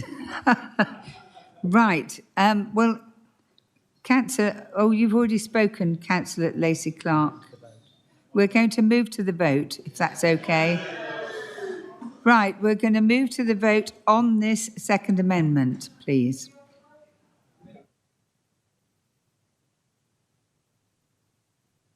Right. Councillor Weller, just to clarify, could you please read the words that are going to be decided upon? I have just emailed it to Susan, but it's taking a long time from here to there. DC's opposition should be voiced at every opportunity and any legal means taken for it to be rejected. That DC urges the Home Office to increase resources to speed up the asylum application process. Thank you.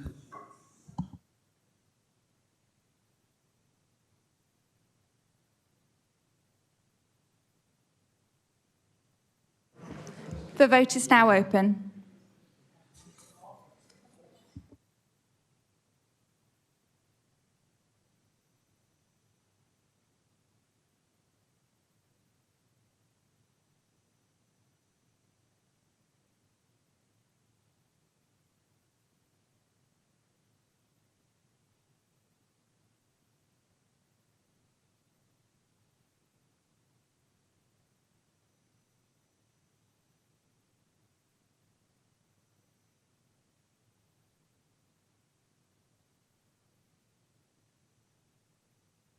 We've got Councillor Stella Jones. Could you vote again, please? Thank you. Yeah, the vote is now closed. The result of the vote is 15 in favour, 46 against, 5 abstentions. The amendment is therefore lost.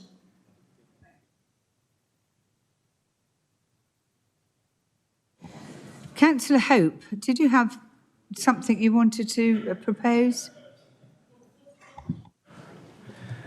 Thank you very much, Madam Chairman. I'd like to propose an amendment, if I can. The amendment has been given to the office, so it can appear on the screen, but goes along the lines as Dorset welcomes refugees. However, the Council condemns the commercial agreement between the Home Office and Portland Port for mooring the Bickley-Stockton barge and accommodating up to 500 asylum seekers at this location. Portland Port is entirely an inappropriate location. Furthermore, the use of the Bickley-Stockton barge is not appropriate for people fleeing war and legally seeking asylum in this country. They should be housed in decent accommodation with proper facilities, and more crucially, their claims should be properly and consistently processed.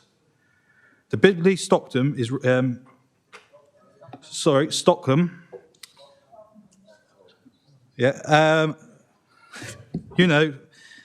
is required due to the government's mismanagement of the asylum system, and this is what is needed to be reviewed. Therefore, Dorset Council calls on the government not to allow the Bidley Stockholm barge to be placed at Portland Port, and for the government to carry out an urgent review on the asylum system process to remove the requirements to use such accommodation. Should the government not listen and the Bidley Stockholm barge still come to Dorset, while not decision makers, Dorset Council will work with agencies to mitigate the impact this will have on Dorset and explore avenues to have it removed at the earliest opportunity. Councillor Hope, do you have a seconder for this? That's an amendment to the first motion, not the current substantive, which was the one modified by Paul Kimber's motion. So this doesn't amend the right motion?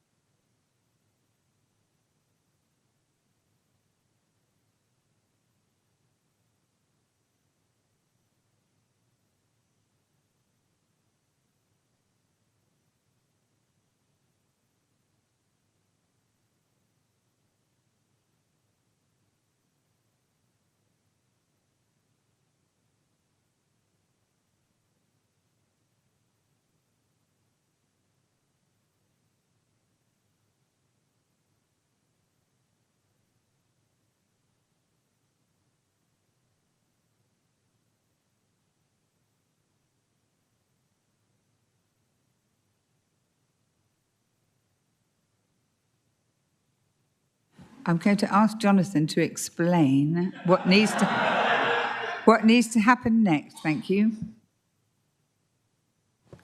Thank you, Chairman. So Councillor Ferrari is quite correct. You have an amended motion before you. The further which has now become the substantive motion. What is now being put forward needs to amend that amended wording. So there are two options open. One, Councillor, is for you to withdraw your amendment. The other is for the chairman to give you 5 minutes to get your wording aligned and just to take a 5-minute break. So it's with you. You can either withdraw the amendment or take a few moments, if the chairman's prepared to give you that, to get your wording aligned with the previous amendment. I'm going to change that to 3 minutes, Councillor.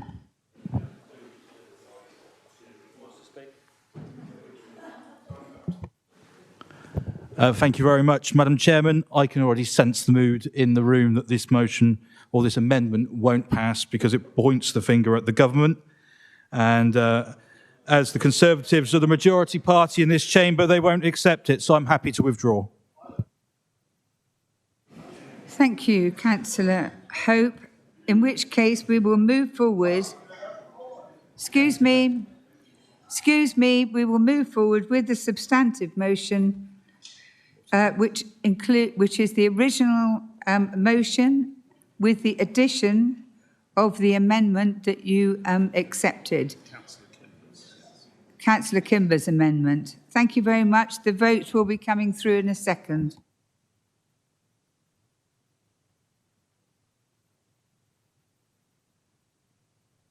Yeah. Councillors, the vote is now open on the substantive motion.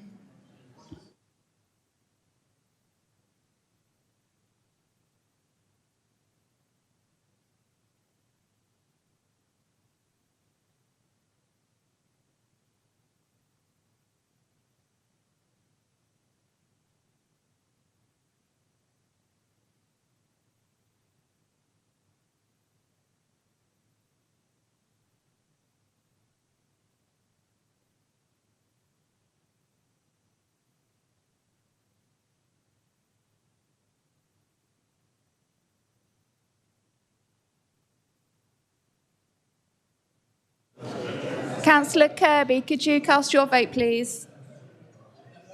He's 42. 42 is gone. 53 is gone. Yes, still just Councillor Kirby? Oh, yeah. Sorry, Councillor Somper, could you... Is she here? Could you vote again, please? We didn't receive your vote. That's it then? Yeah. Yep, thank you. The vote is now closed. The results of the substantive motion are 59 in favour, 6 against, 1 abstention. The substantive motion has been carried. Thank you, councillors, for your long-sufferingness. We now go on to agenda item 12, notice of motion. Councillor Kelvin Clayton to introduce the notice of motion and to propose it.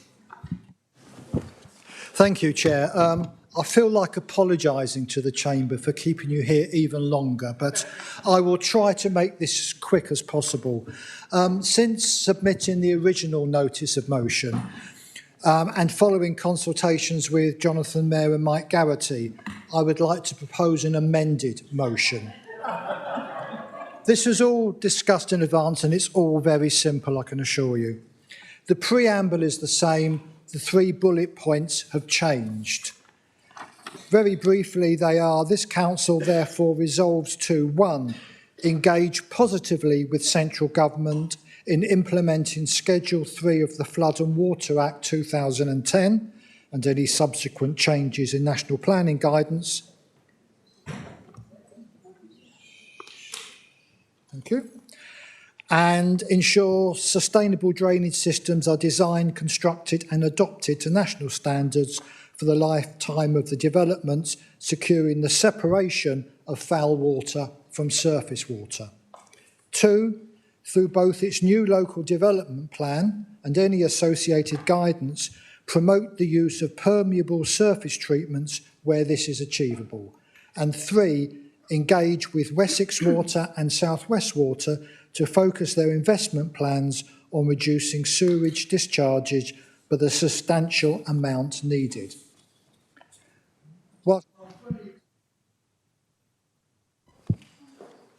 Whilst I fully accept that there are limitations to what this council can achieve on its own, we must accept that this issue is a great concern for many residents of Dorset, particularly those close to rivers or the sea. This council therefore must be proactive in bringing about solutions. As I see nothing that anyone could object to in this rewording, I'm hopeful of cross-party support. Thank you. Thank you, Councillor Clayton. Councillor Borden. Thank you, Madam Chairman. I'll be as quick as I can. I think we're all hot and desperate to go. So the desire for clean rivers and beaches was a big issue on the doorstep in Charmouth in particular last year. And I could tell people that the citizen scientists of the Upper and Lower Char community groups and of the River Lim Action Group in Lyme were achieving success in working closely with local councils, the water companies and the Environment Agency.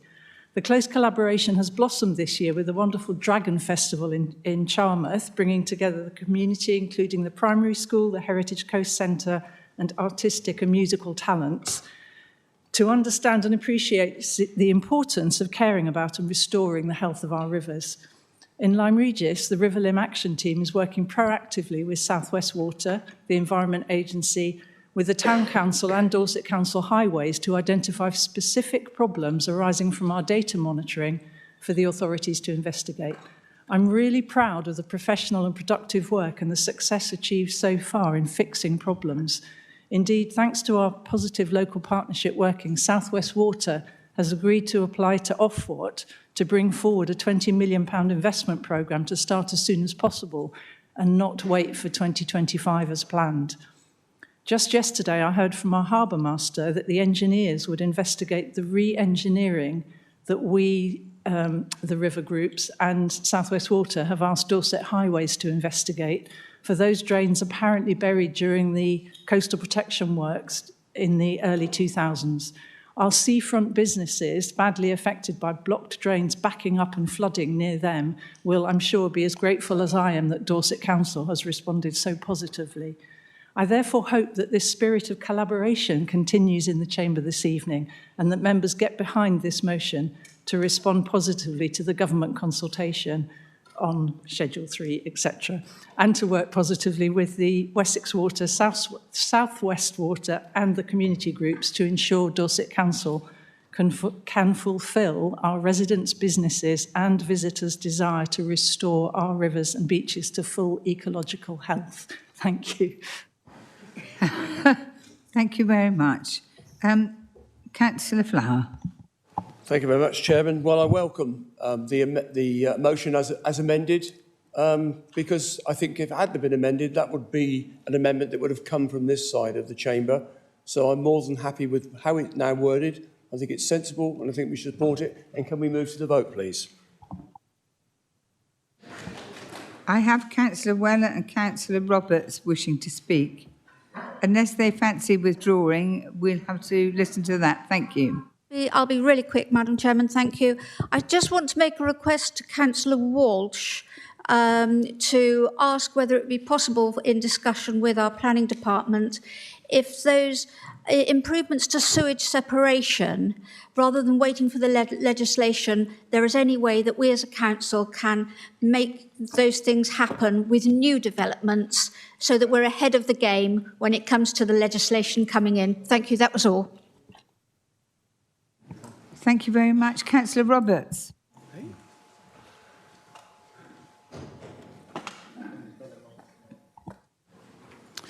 Thank you. I fully support this and commend the work that Councillor Borden has done in Lyme Regis. It's been an excellent about. For those who aren't aware, I represent this council on various marine and coastal bodies, including the LGA Coastal SIG and the Wessex Regional Flood and Coastal Committee. At both these committees, these issues come up, particularly the Flood and Coastal Committee, where we sit with the Environment Agency, who monitor these discharges, and the utilities are represented. This motion, as amended, will give me great weight when I talk at these committees, and so I urge you to fully support it. It's excellent. Thank you. Thank you, and I'm very minded to put this to the vote now. Thank you.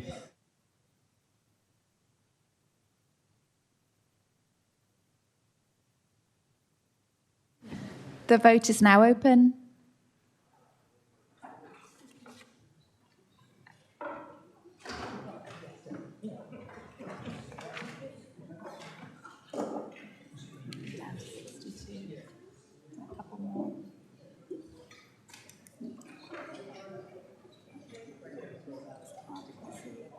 Who's not voted? She's gone. Yeah. Councillor Hughes, could you vote again for us, please?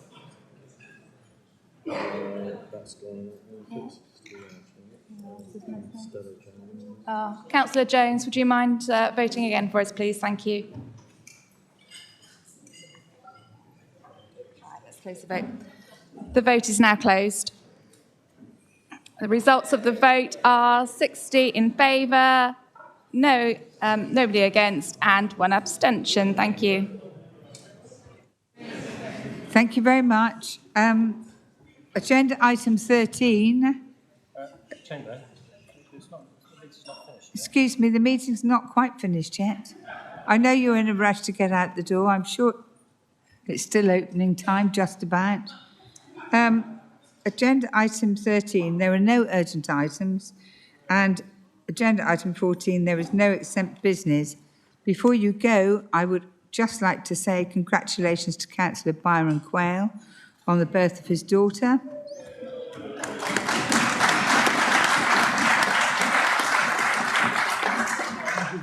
And also our congratulations to Aidan Dunn, who will be 50 years young on Sunday.